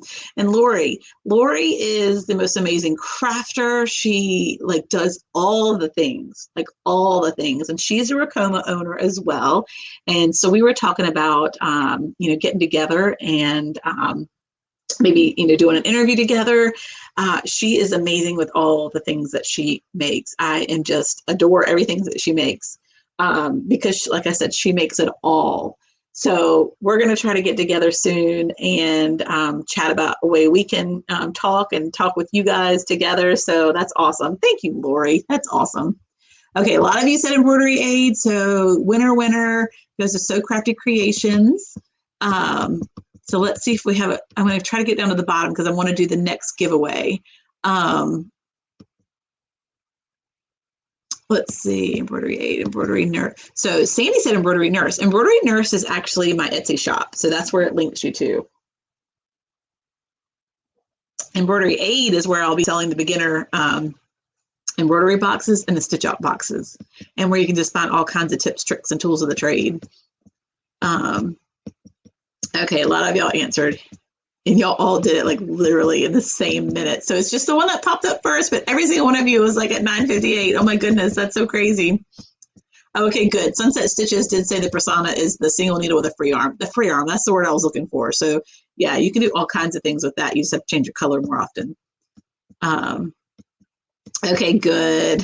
Oh, okay, and you said Carly Bell has a persona, so that must be what she practices on. All right, let's see. Let's see. Thank you again, Lori. Let's see. That is really awesome. Let's see. I'm trying to get back up to where I was. I click on something, all of a sudden it takes me to the bottom, and then I lose where I am. So sorry, I'm just trying to get back to where. So if I missed your question, ask it again. I promise. I hate that I lost where I was in my comments. Let's see. Oh, y'all said bless you. Was that when I sneezed? Thanks. Let's see. Will our subscription to your new site automatically transfer to your new channel? I don't have any subscriptions yet. Oh, it's not a new YouTube channel. It's a new website. So this will always be where I'm at. So Embroidery Nurse is, try to explain this word. Embroidery Nurse is who I am. Embroidery Aid is where I hope you can go to learn more about embroidery. But I am the Embroidery Nurse. So Embroidery Nurse is still the name of my channel. It's still the name of my Etsy shop. but Embroidery Aid is a place where I hope that you can go and we can build a community together of all things regarding machine embroidery. So thank y'all for all blessing me when I sneezed. I'm going to try to swing back down. Candy says she loves the printout. She really loves printing out her designs and learning that. So she says it's the same factory, just different nameplates. We're going to research this. We're going to find out about that brother and baby lock being the same thing. I mean, I know they look exactly alike, but that's crazy. What is the point of that? Jackie says they're similar, but not the same. I really don't think they're, I don't know. Candy says they're a manufactured Suzuki machine based in Japan. Yes, Japan. Yeah, I don't know. My husband travels to Japan for work, or he has. And so I think he thought it was cool that it was from Japan. Who knows? Who knows how that works?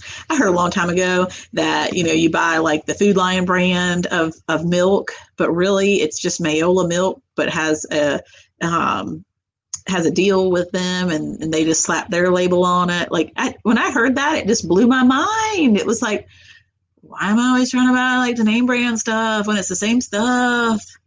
Did you know that? Like, really? I don't know if that's true about Mayola and Food Lion exactly, but basically that's what I had heard. Power Tools with Thread went into that she owns brothers and had Baby Locks in the past.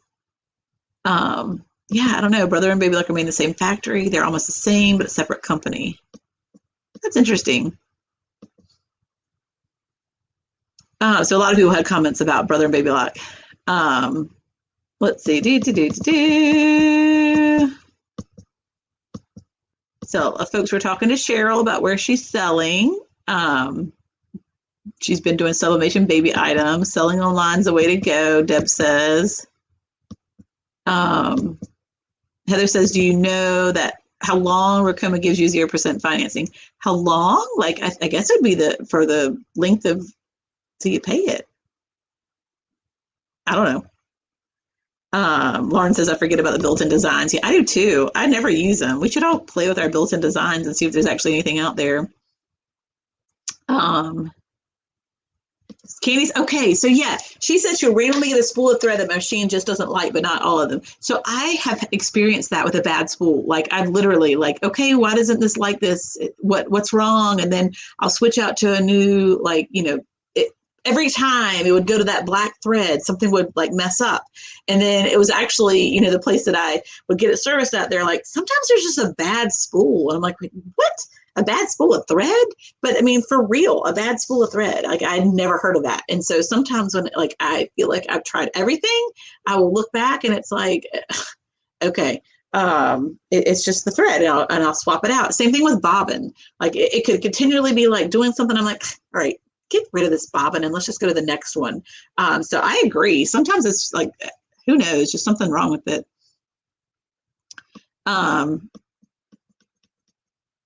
Okay. Some people said they, love Floriani, Madeira, Brotherid. I don't know how you say that. Brotherid. Jackie says she used Polystar.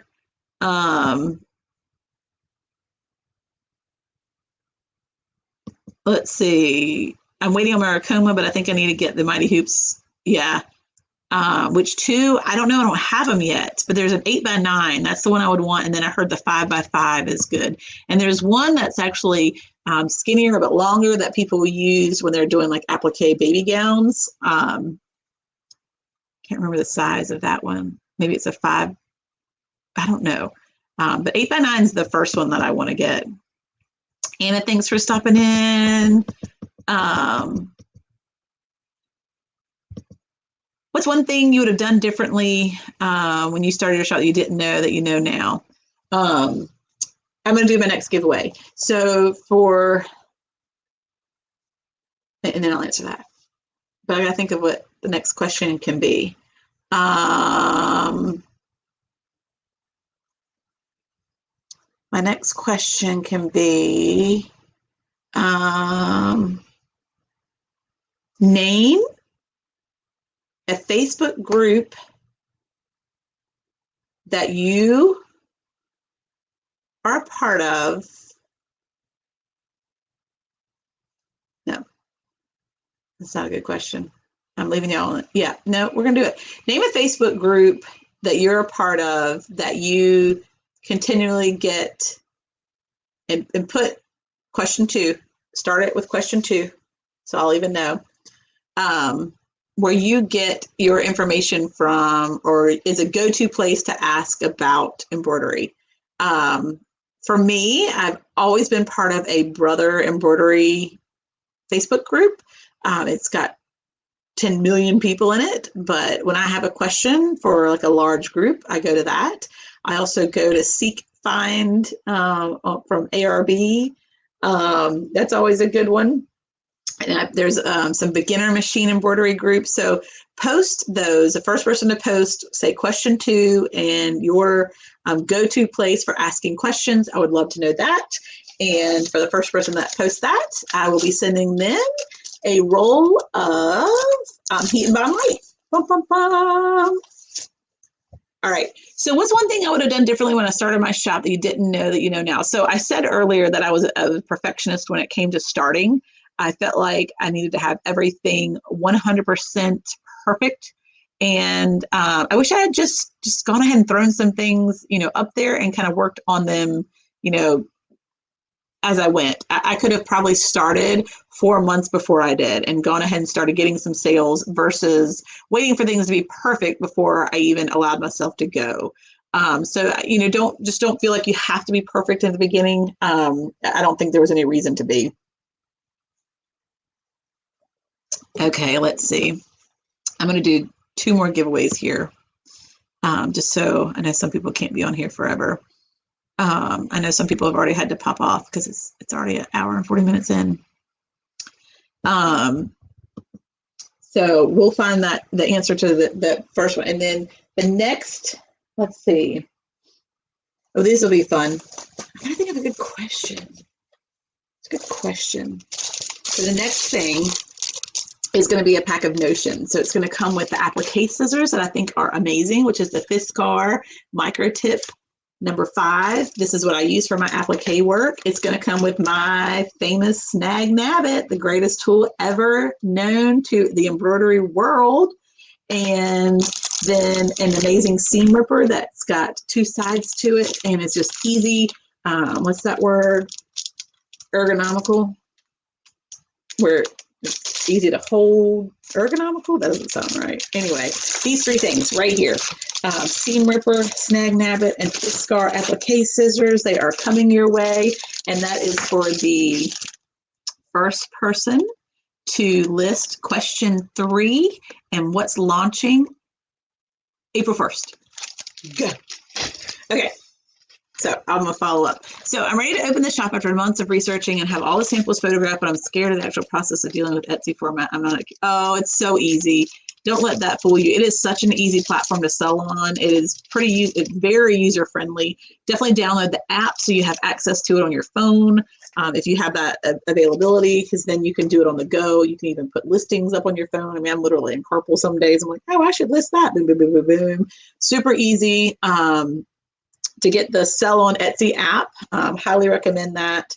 So don't be scared by that. It really, really, really is a simple platform comparatively to others. What size needle? Okay, that should be a question right there. So that's question 4. Question 4 is going to get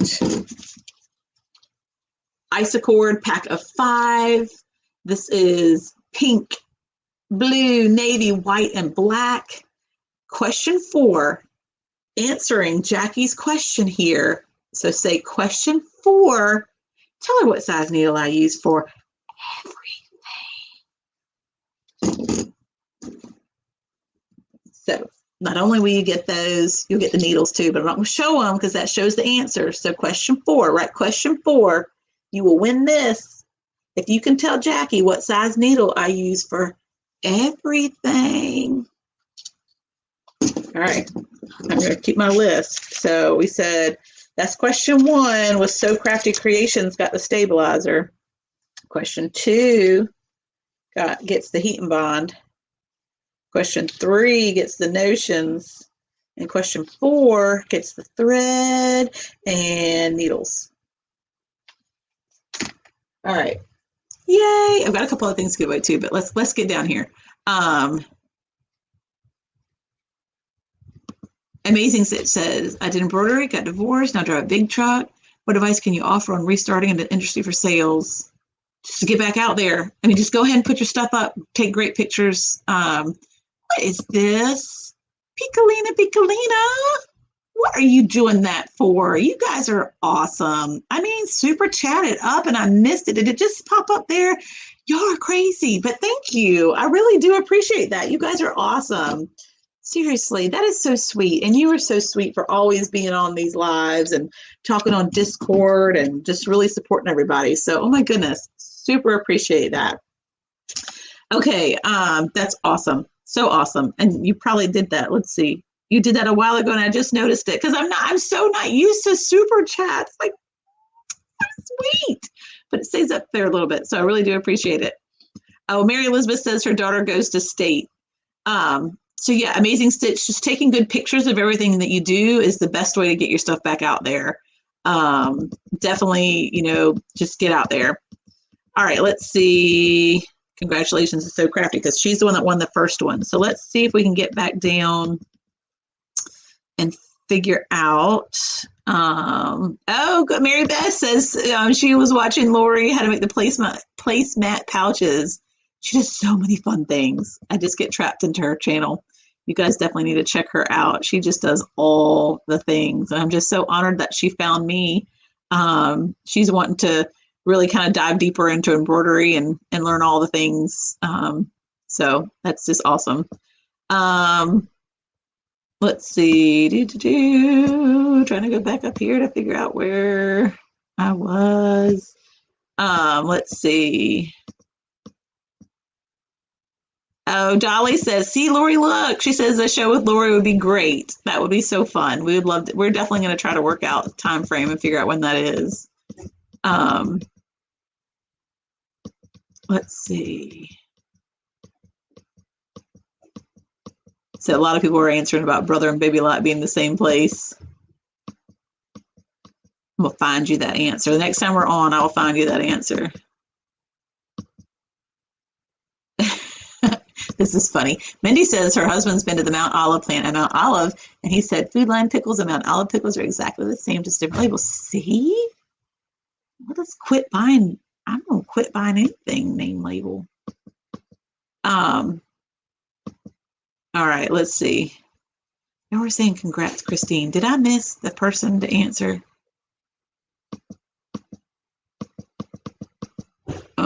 Okay, I'm going to try to find it because I said heat bond light, but now I forget what my question 2 was. I'm going to figure it out.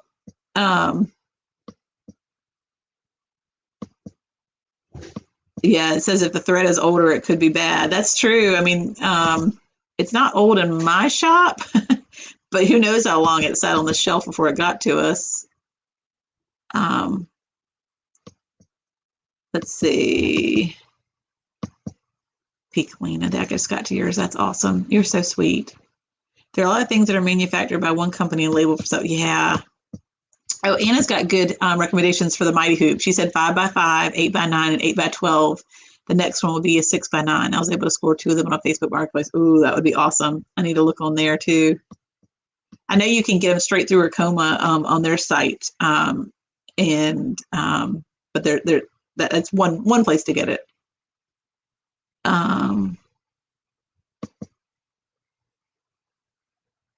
Y'all, now I forgot what my question was because y'all said question 2 and you said Carly Bell. What was my question? I forgot. That's right. I asked you where you went to learn. Oh, okay. Let me see. Mindy, you might be the first person to have answered at 10:40. Let's see. No, actually, Lucy Lou said Ricoma Facebook. I think that was the first answer. I forgot my question. How awful is that? Actually, so that was the very first one, was Lucy Lou at 10:40, Ricoma Facebook. That was for question 2. She says she goes to Ricoma Facebook for that. So Lucy Lou wins the Heat and Bond Light. She was the first one to pop through on my thread. So Lucy, send me your contact and I will send you your heat and bond light. But I do want to see what other people said, because I am so interested in seeing where you guys learn. So Carly Bell, beginner machine embroidery. Stacy says Carly Bell too. Yvonne says Ricoma embroidery Facebook. So these are awesome. This would be good for, anybody. Let's see. Lauren says, okay, Allie business tips group. Oh, that's awesome. I love all of her stuff. She's such a good, just a really good digitizer, and just Candy says PE Brother. I think that's the one that I've always been a part of, and get lots of information from them. Kim says embroidery and HTV help and motivation. Yes, that's a great one. That one's a really busy group too, so it's always fast moving in there as far as information and questions. Power tools with threads. I don't know, but that really sounds fun. I don't know that one.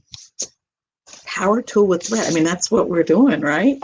I'll write that down, because I've not actually seen that. Okay.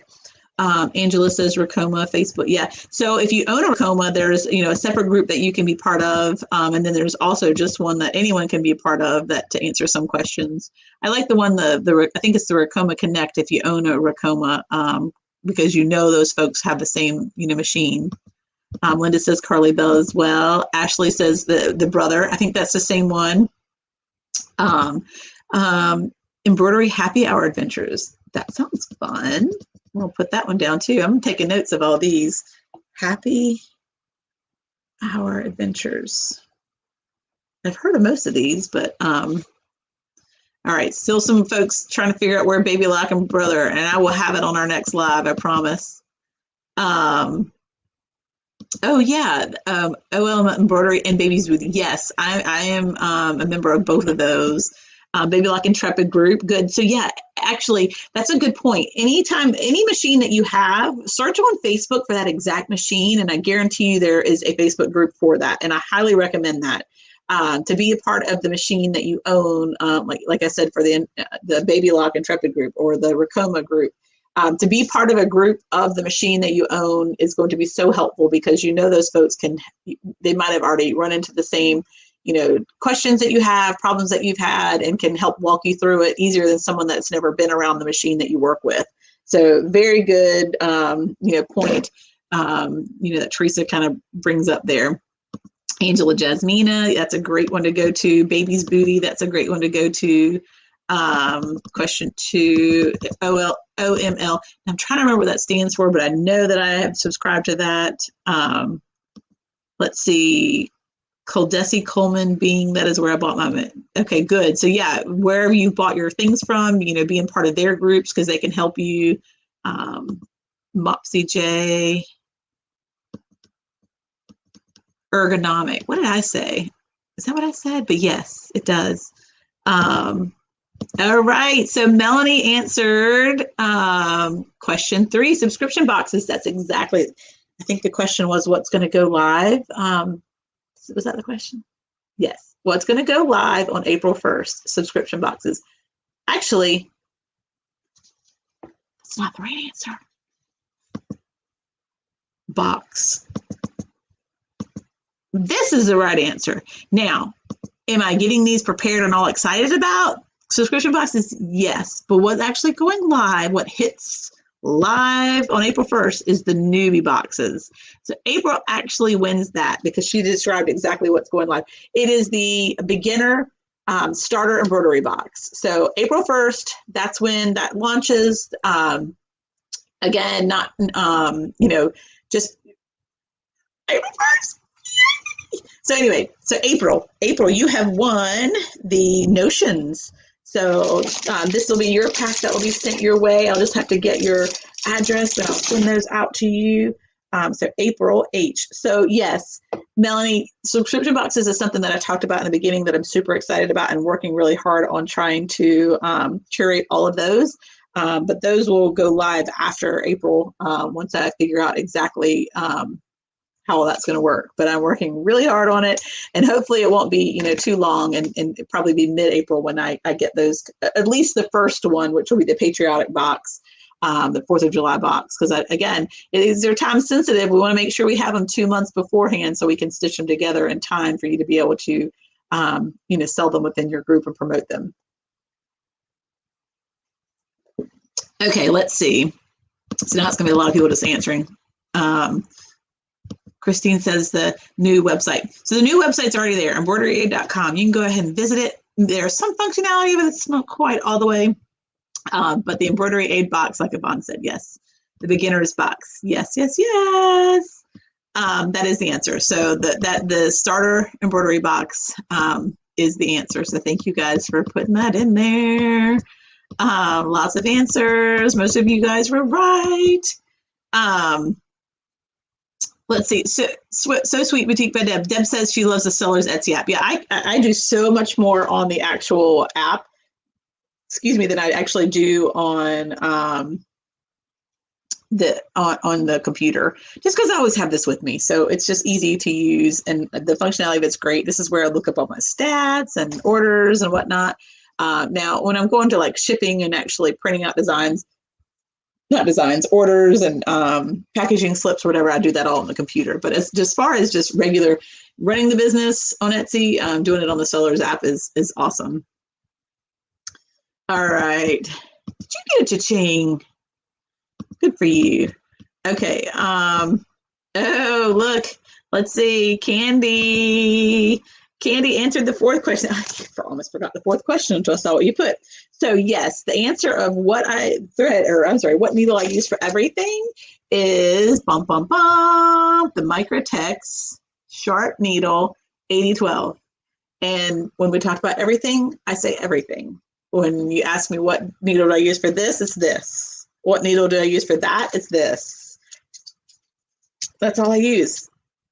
This one has 15 needles of 8012. That has 6 needles of 8012, and that has 6 more needles of 8012. So 15 plus 6 plus 6. I don't do math. If you can figure that out in your head, that's what I use. So Candy, she wins the thread, the Isocore thread, and a pack of the needles.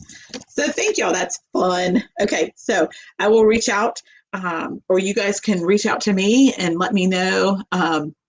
You can send me an email, or maybe you can direct it through here. I don't know. Can you direct it through here? But to let me know your address. So you can, so I've got So Crafty Creations, Lucy Lou, April H, and Candy. If you guys can send me a message at kelly@embroideryaid.com. So that's kelly@embroideryaid.com. I'll put that here. And I will send these out to you guys tomorrow. All right, let's see. Perfect. So good. So then I saw other people at 8012 Sharp, Micro Technology, same size as everything. Yes. So yeah, it's 8012. That's what I use for everything. I see lots of people answering 8012, 8012, 8012, 8012. Some people said 7511, 8012. But that works good too. Somebody said autocorrect messed them up. Hate autocorrect. Microtext. Yep, that's it. So let's see. Where do we go? Let's see. I do hate autocorrect. You know, sometimes when I type something to somebody, it will autocorrect my name as Jelly. Like from my own phone. Like, doesn't my own phone know that my name is Kelly? And I literally will send something, and at the bottom of it will say Jelly. Like, really? That's so crazy. Candy says, how do you do a super chat? I don't know, but I did enable it last time because everyone was asking me. And I honestly, I don't really understand. I think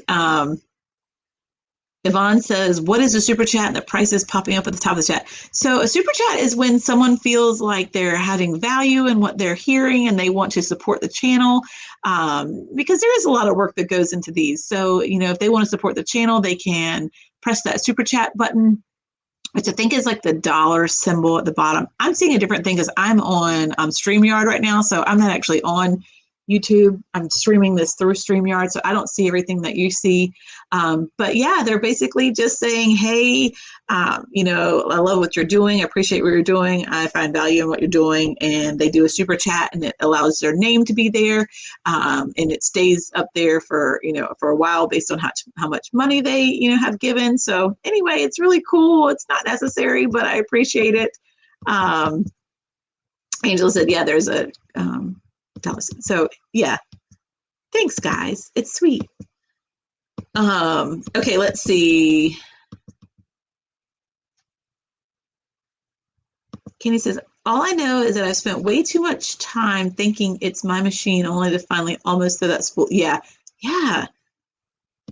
I have, you know, I have a story of taking my machine in and saying, you know, this is in the very beginning. I had just bought my first real machine. I shouldn't say real machine. My first machine was a real machine, but I bought it on a buy sell trade page. So the first time I invested in a machine that I was buying for myself, that I bought as a baby, like that bought it, you know, fresh out of the box. I had it for maybe like a week, and I would go home and I just start stitching, and I'm like, something's wrong with this machine. It's awful. Like, I can't believe I just invested this money in it and it doesn't work. So I took it back. I was like, I carried this thing in the shop. I'm like, this isn't working. What's wrong? Like, what's wrong with this machine? I need you to fix this because I need it now. Well, come to find out, it was the shop owner's mom who has her own store as well. And she happened to be there that day. And so she sits down with me, and I brought in the exact item that I had. Remember I said I had sold 175 of the seersucker dress and bathing suits. So I brought exactly what I'd been working on, you know, down to the USB of the exact, you know, digitized monogram, everything. And we run it a couple of times. And she looks at me and she was like, I've been doing this for, you know, such and such number of years. This is just a really poorly digitized font. I'm like, no, I got it on Etsy. Like, this font's fine. I bought it on Etsy. Etsy is like golden. Well, so she quickly like kicked me off my pedestal and was like, no, just because you bought it on Etsy does not mean that it's a good digitized item.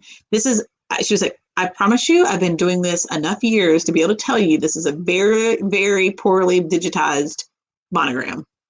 And that was just like not a slap in the face, but just kind of like a shake me, wake me up type thing that, oh, well, I just thought since I bought it on Etsy that this was a good one to buy. And in the end, I learned really quickly, you know, that you really have to find those digitizers that you feel comfortable with, that you know, that come recommended to you, because they really do not all equal each other.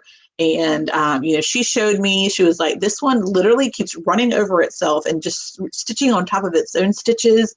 And because it's doing that, it's breaking the thread. And, you know, a good digitized, font should be doing this and blah, blah, blah, blah. And come to find out, it wasn't my machine. It was the actual, you know, embroidery that I was, you know, that I had bought off Etsy. So there's so many reasons why something might not be working. And, you know, you just really have to be, someone just emailed me. Was that one of you 4 winners? That's a different, yes, Lulu, yay. Thank you. I will send it out tomorrow. But yeah, so can be 10 million reasons why something might not be stitching the way you want it to be. And one of those could just be, it's a really bad digitized item. Okay.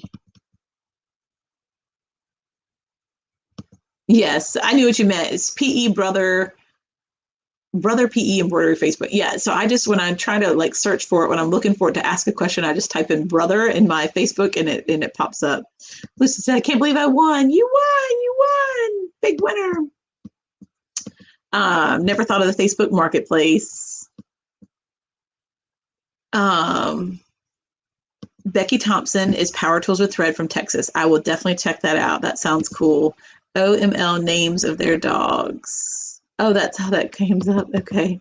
Yes, there is. There's a Mighty Hoop Facebook group, and Kathy has many guide videos that show the pictures of different applications. Yes, I've heard that's a great place to go to purchase them. That's kind of her thing.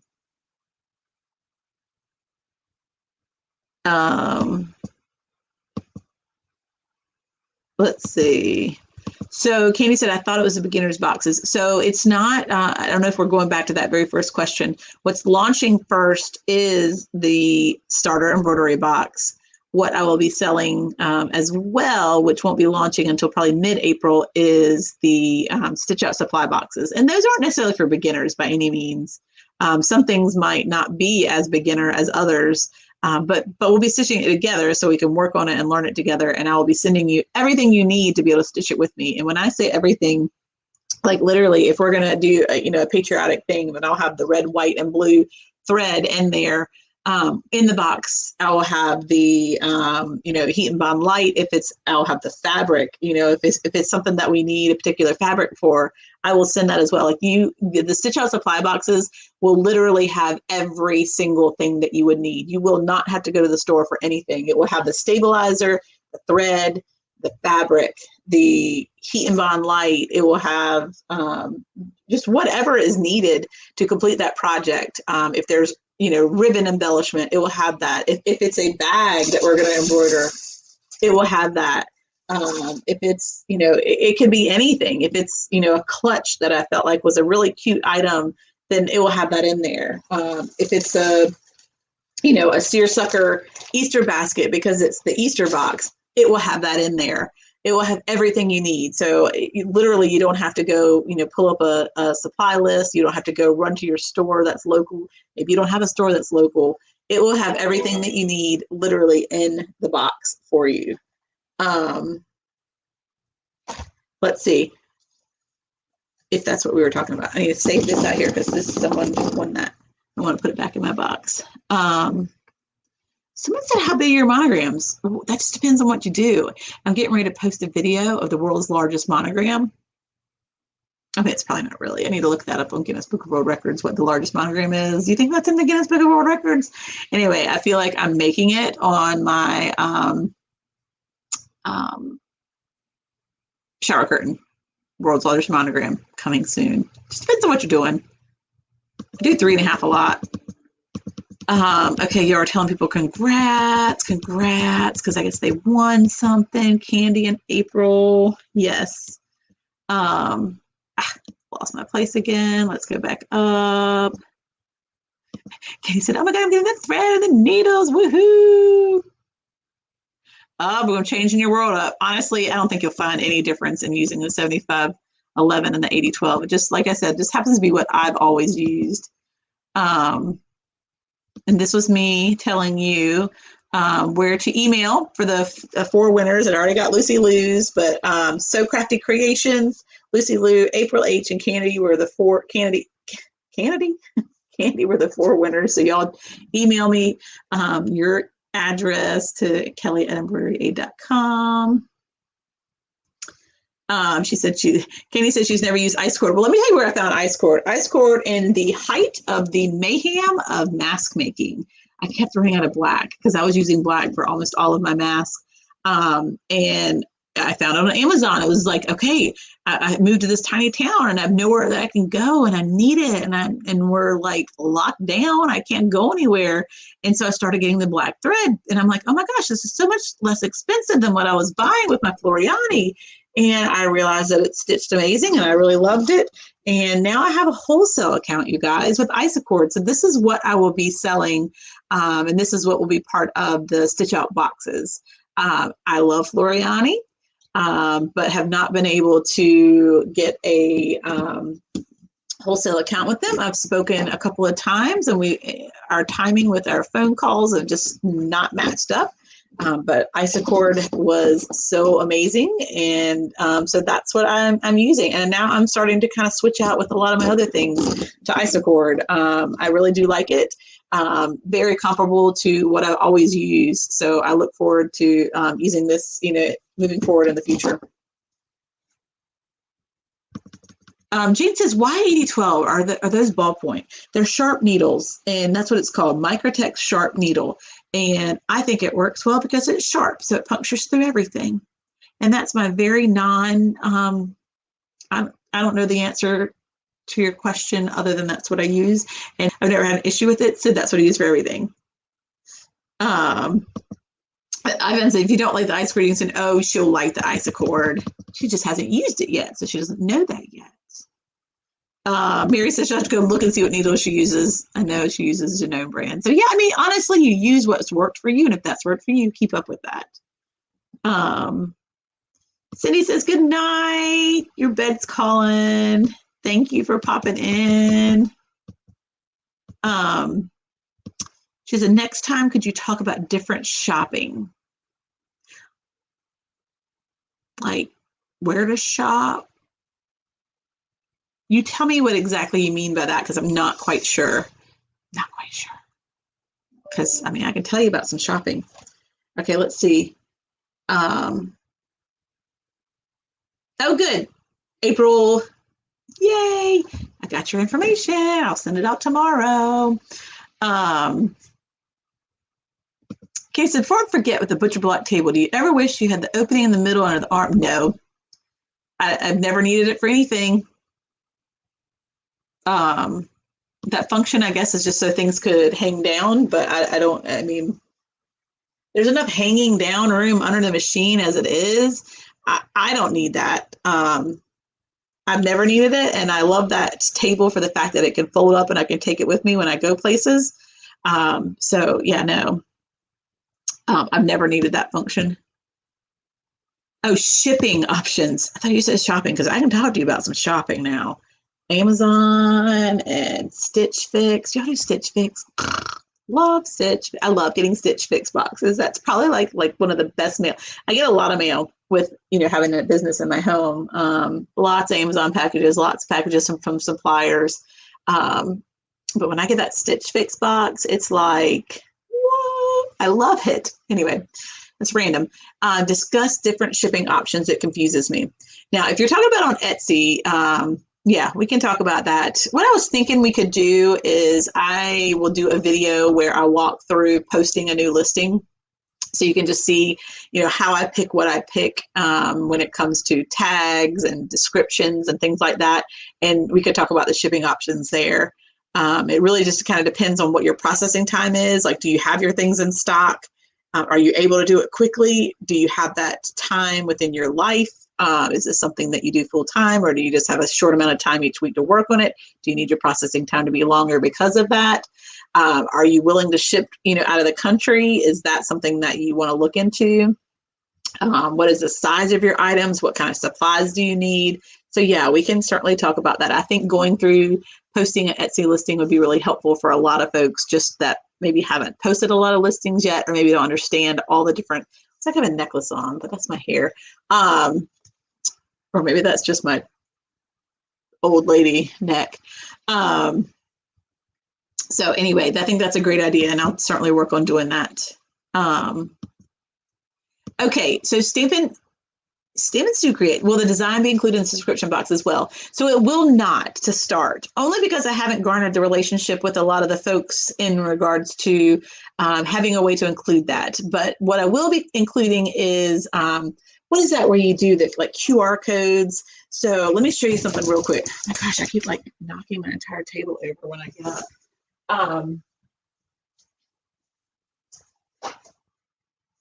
So I have this is like the insert that will be going in my beginner supply boxes. It will talk about the different supplies that come in it and why I feel like they're essential. And on the back, I have some QR codes. And so that's what I'm going to do for the Stitch Out supply boxes. I'll have the QR code that will direct you directly to the design and where I've gotten it from. It will all be easily accessible to you, things that you can either buy on Etsy or directly from the digitizer on their own website. Maybe going forward, I don't want to just pick one person that I use. I want them to come from everywhere. I want to find something that, I think is amazing. It might be on Etsy, or I might find something, from another digitizer and it's here or there or everywhere. I don't want to be exclusive to one designer because I want you to know that there are things everywhere. I will test them before I include them. So that's why I've got this list that I have that, that I will be testing soon. Look at this. And just make sure that it is a good item for us to include. But I mean, they're coming from all over, all different type of designers. Some are on Etsy, some are not. but just really fun things. And that way we can learn about different digitizers. We can learn about different places to find things. We can learn about different websites to go to. But the way that I'm going to do it to start will just be, like I said, having a QR code that will direct you. There'll be an insert with each week that we're going to be doing. It will list the supplies that are included, but then it will also have the QR code to actually get the design. And I'm not going to be putting designs on there that are, like crazy prices. Like the ones I have right here, this one right here is from Applique Corner. It's $2.20. This one right here from Parker on the Porch, $5.99. But once you get those, they'll be your designs. You will keep them. You'll be able to continually reproduce them and sell them in your own group. You will own them. There's not a way really for me to share them with you other than you purchasing them and then being part of your own list of things that designs that you own. So that's the plan for those. Excuse me. Karen says, will we be able to make the boxes if the largest hoop we have is 5x7? Yes, that's the goal. And that's what I said earlier. I found this really cool, and I'll share it at some point, American flag, that it just looked really fun to make. And I wrote it down. I was like, oh, we're so including this. This is so perfect for the first patriotic box. But then I realized when I looked in the description, which you should always do for any design, it said the smallest hoop size is a 6x10. So I quickly was like, that's not for everybody. A lot of people start with a 5x7, and I want to make this accessible to everybody. So that is my goal, that 5x7 will be, I won't be able to help those that only have a 4x4, because most designs will be bigger than that. And I started with a 4x4, so I get it, but I do know that for most of these things, since some of them are going to be a little bit bigger, will be better with 5x7 and above. So I'm going to, tailor them for 5x7 and above. And there's some, now I love some of these designs actually come in multiple sizes. So you might be able to do it with a 4x4 or a 5x7 or 6x10 or 7x11. And then you can pick for yourself which one you want to work. Like, so, you might have a 5x7 and that's the one that you work with, but maybe somebody that has larger capabilities might go ahead and do the next size up. So I'm excited, but yeah, I'm definitely going to tailor it to 5x7. For your Etsy, do you utilize the daily advertising budget to get sales? I do, and I don't, and then I do again, and then I don't, and then I'll up it, then I'll lower it, then I'll increase it, and then I'll drop it, and then I'll flip out and be mad, and then I'll remove it completely, and then I'll panic and think, oh my gosh, I didn't get any sales today because I don't have the Etsy ads on, so I'll turn it back on. So I'm not a good person to ask about it, because I know they say you should wait 30 minutes. That's kind of what I do, because that's how I work. They say you should wait 30 days by lifetime before switching it again. Here's my secret, y'all. I have this really cute cup that makes me think that I'm drinking like wine or something, like, really, but really I'm just drinking Bud Light tonight. Margaritas sometimes, Bud Light tonight. Cheers. Isn't this cute? I don't do this stuff. I bought this off Etsy. Isn't that cute? So cute. Even comes with a lid, but then I feel like I'm drinking it out of a sippy cup, so I take the lid off. I have to let that go down. I didn't pour it very nicely. So yeah, I don't do a good job of knowing whether ads do or don't work for me, but I definitely feel like I should always have ads of some point. When I got mad at Etsy, I decided to remove all my ads. And then I was like, you know what? I think that really did affect me. And I put them back on. And then, at one point I was doing $10 a day. And then I would look at my analytics. I'm like, oh my gosh, I paid Etsy $300 this month. Well, yeah, because it was ads. My sales equaled that, but it's, I don't know. It doesn't make sense sometimes. And then sometimes it's like, oh, well, I'm not the person to ask for that, but I do make sure I work on my tagging and SEO. Where can I get that seam ripper? From me. Thanks for coming. Have a good night. Opening under the arm is for attaching cap frames and doing large items. There are special tables that mount for embroidering lace banners. That's true. Hats are something I've never done. The Ricoma is like really good at those. I'm not, just really because I've been scared to do it. I said like 2 months ago, I had a challenge for several of you guys, including myself, that own all the things that give you the capability of doing hats, and we hadn't done it yet. We all said, yeah, I have that. I have a hat frame. I haven't done it yet. And I challenged you guys to do it. And I lost my own challenge because I still haven't done it. I have 25 hats over there that I was like, I'm going to do these. These are awesome. I'm going to sell hats. These are so cute. These are going to be good for, when it's summertime, going out on the boat, the beach, and I still haven't done it. So it's still part of my own, like, oh my gosh, Kelly, you challenged others to learn your hat, learn your cap driver. So, Barb, that you made a good point. If those are things that you don't do, then there is no reason for that. And I will be doing hats on the Ricoma because it's kind of made for that. I mean, it comes with the cap driver already on it. It's ready.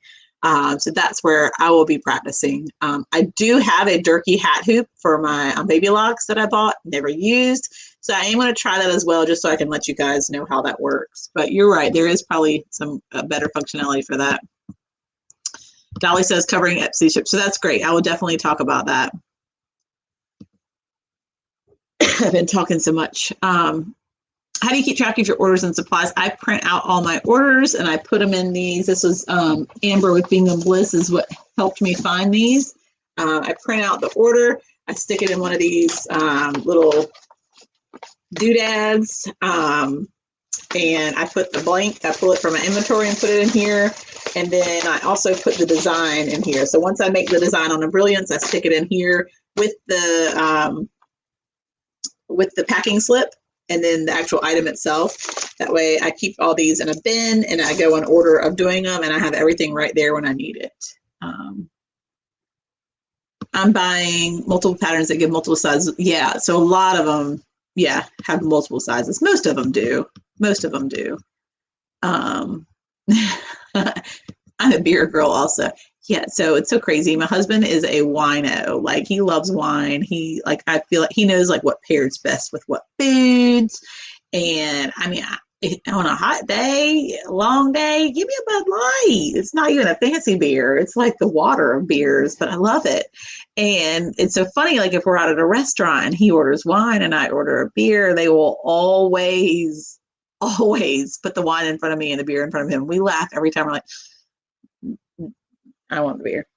Now I do like Prosecco. Now that is my other go-to. So if I'm trying to be fancy and not have a beer at a wedding or something, I'll get Prosecco, which I really do love. But on a nice hot summer day, which is not quite that yet. I did put it in something cute though. It is cute. Several of y'all said, love your cup. Kelly said hats are dumb. I hate them. Right? Like, I don't know why they're so intimidating. There's so many pieces. Like, I have this driver that's stuck on my table here, and it's just, I'm literally going to have to watch a few videos. You guys watch me on videos, and I watch videos to learn things as well. It's just a whole big circle of life, and I just haven't watched enough to feel motivated to do it. But it's crazy. I mentioned it in my Facebook group that I wanted some samples of hats. So I do sample sales all the time just to try to, get a new item out there and get one that I can take a picture of. And I posted the hats and I had 2 people that have literally, like before Christmas, paid for a sample of one of the hats that I've yet to do. And I keep messaging them like, I promise. I was like, I'll refund you, or if you just want to hold on, I promise I'm going to figure this out. I just haven't had time to do it yet. And both of them are people that have been longtime customers of mine. They're like, girl, just whenever you get it, no big deal. I just ordered it for something fun. So I have those 2 orders that I keep just like, oh my gosh, Kelly, you got to learn how to do these hats. They're so cute though. I hear a really weird noise. It's weird. I feel hurt that. I bought the cap frame from a machine and a ton of seersucker caps. I haven't even touched them. I know, right? Well, Lauren, we'll learn together. I say that and then I won't do it, but no, I want to. Seersucker hats look super cute. Are they for toddlers? That would be super cute. Teresa says she hasn't done a hat yet either. Yeah. Sonia says I have the flat brim hat frame the dealer threw with my tin needle. It's still in the box. Me too. Me too. Mary says she did a hat during Christmas. I've sent a pic. I have No hat attachments. Oh yeah. So yeah, send us. Let me see what you did with even without that hat attachment. Where did you don't the clear folder? We have those Embroidery Aid site. They're from Amazon, and I'll link it. I linked it somewhere in a few of my videos, and I'll try to link it here after I'm done, or maybe tomorrow. Let's be realistic. Tomorrow. More breaking news. App State is in. Still no NC State. I guess they're not in. I don't know. I don't even know why I think they might. I don't think there's any reason why they would. Yes, Sandy did do my cap challenge. I saw her video and she reached out to me. She was amazing. And she even posted her video called the hat challenge, which was awesome. But Lauren, yeah, I'll post those somewhere in the comments tomorrow. So 2 hours and 24 minutes of you guys hanging out with me. I had so much fun with some of the giveaways. We'll definitely have to do that again. Just wanted to I'm super excited about the fact that we've got 5,000 subscribers. And again, it's not about the number. It's just about you guys finding value in what I'm helping share. And I hope you do. And I appreciate all you guys giving suggestions on things that you would like to learn. It gives me motivation to look into some of those things. I am going to come back to you with information and give you the real down low about Baby Lock and Brother, because now I'm just like super like curious about how that all panned out and who owns what and where they're from. But thank you again. And again, April 1st is the launching of the embroidery starter boxes. And then in mid-April will be the launching of the Stitch Out supply boxes. And if you weren't here in the beginning, those are going to be monthly boxes where you'll get the supplies, every supply you could possibly need to stitch out something live with me. We'll be doing it, once a week. And we're going to start with the patriotic 4th of July boxes. And our our live stitch outs will actually begin in May, and they will literally be once a week, and they will be private to those that have bought the boxes, but still found here on my YouTube channel. But you have to buy one of the boxes to be able to watch them live. And the next one after that will be a school-oriented one. I've got some really fun things that we'll be doing. There's like a pencil pouch. There is all kinds of fun things. I don't want to spoil the surprise. But that was going to be fun. And then I wrote down, I don't have it right in front of me, but someone had suggested doing a Christmas in July box. And I told her that on the last live that she would get that box for free because I thought that was such an amazing idea. And I will be sending her that one for free. I just need to look her name back up. But we're going to be doing Christmas in July for 4 weeks in July. We'll be doing stitch outs. And these will be limited supply boxes. So I will post when they will launch, each one of them, when they will be open. And I'm just looking forward to it. I'm just literally like every night going to bed with this paper in my hand, just thinking of new ideas. And you guys have given me a lot of great ones.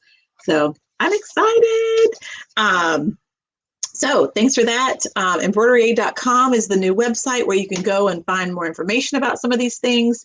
Information about the Stitch Out supply box is not quite there yet because I'm still working out the details. Information about the embroidery supply beginners box is there, but again, it will not launch and go live until April 1st. I highly suggest and hope that you will follow me on Embroidery Aid Instagram. That's where a lot of the launching and information and the countdown will be. And also Facebook Embroidery Aid. So again, that's where you'll find, I actually have a company that's helping me launch these, and they have just been amazing as far as like taking, just creating awesome content, pictures and things like that. So I just hope you'll, follow me there. And, if you're in any of those Facebook groups that we talked about that are ones that you go to for information that, maybe that beginner machine embroidery people live in, I would love for you to share about Embroidery Aid and, tell them about the Embroidery Aid starter box if that's something that you think would be helpful to them. Because I know without doubt it was something that would have been helpful to me when I first began. And that's what prompted this entire, goal of mine, was to help me 5 years ago. I was the one that was lost and didn't know where to go and didn't know where to turn to for information and didn't know how to decipher through all of these notions and all of these stabilizers what was best to start with. So I want to be able to provide that to those that are who I was, where I was at the beginning of my embroidery career. So thank you guys. I hope you guys have an awesome night and have an amazing week ahead. Again, I know I've already gotten, I think, from 2 of you or maybe 3 of you, but So Crafted Creations, Lucy Lou, April, and Candy, y'all send me an email at kelly@embroideryaid.com so that I can mail you your giveaway. And I appreciate you guys being here. It means the world to me. I really look forward to this. And I will see you guys in 2 weeks for another live. And any video between now and then. Again, I have one coming up with the world's largest monogram.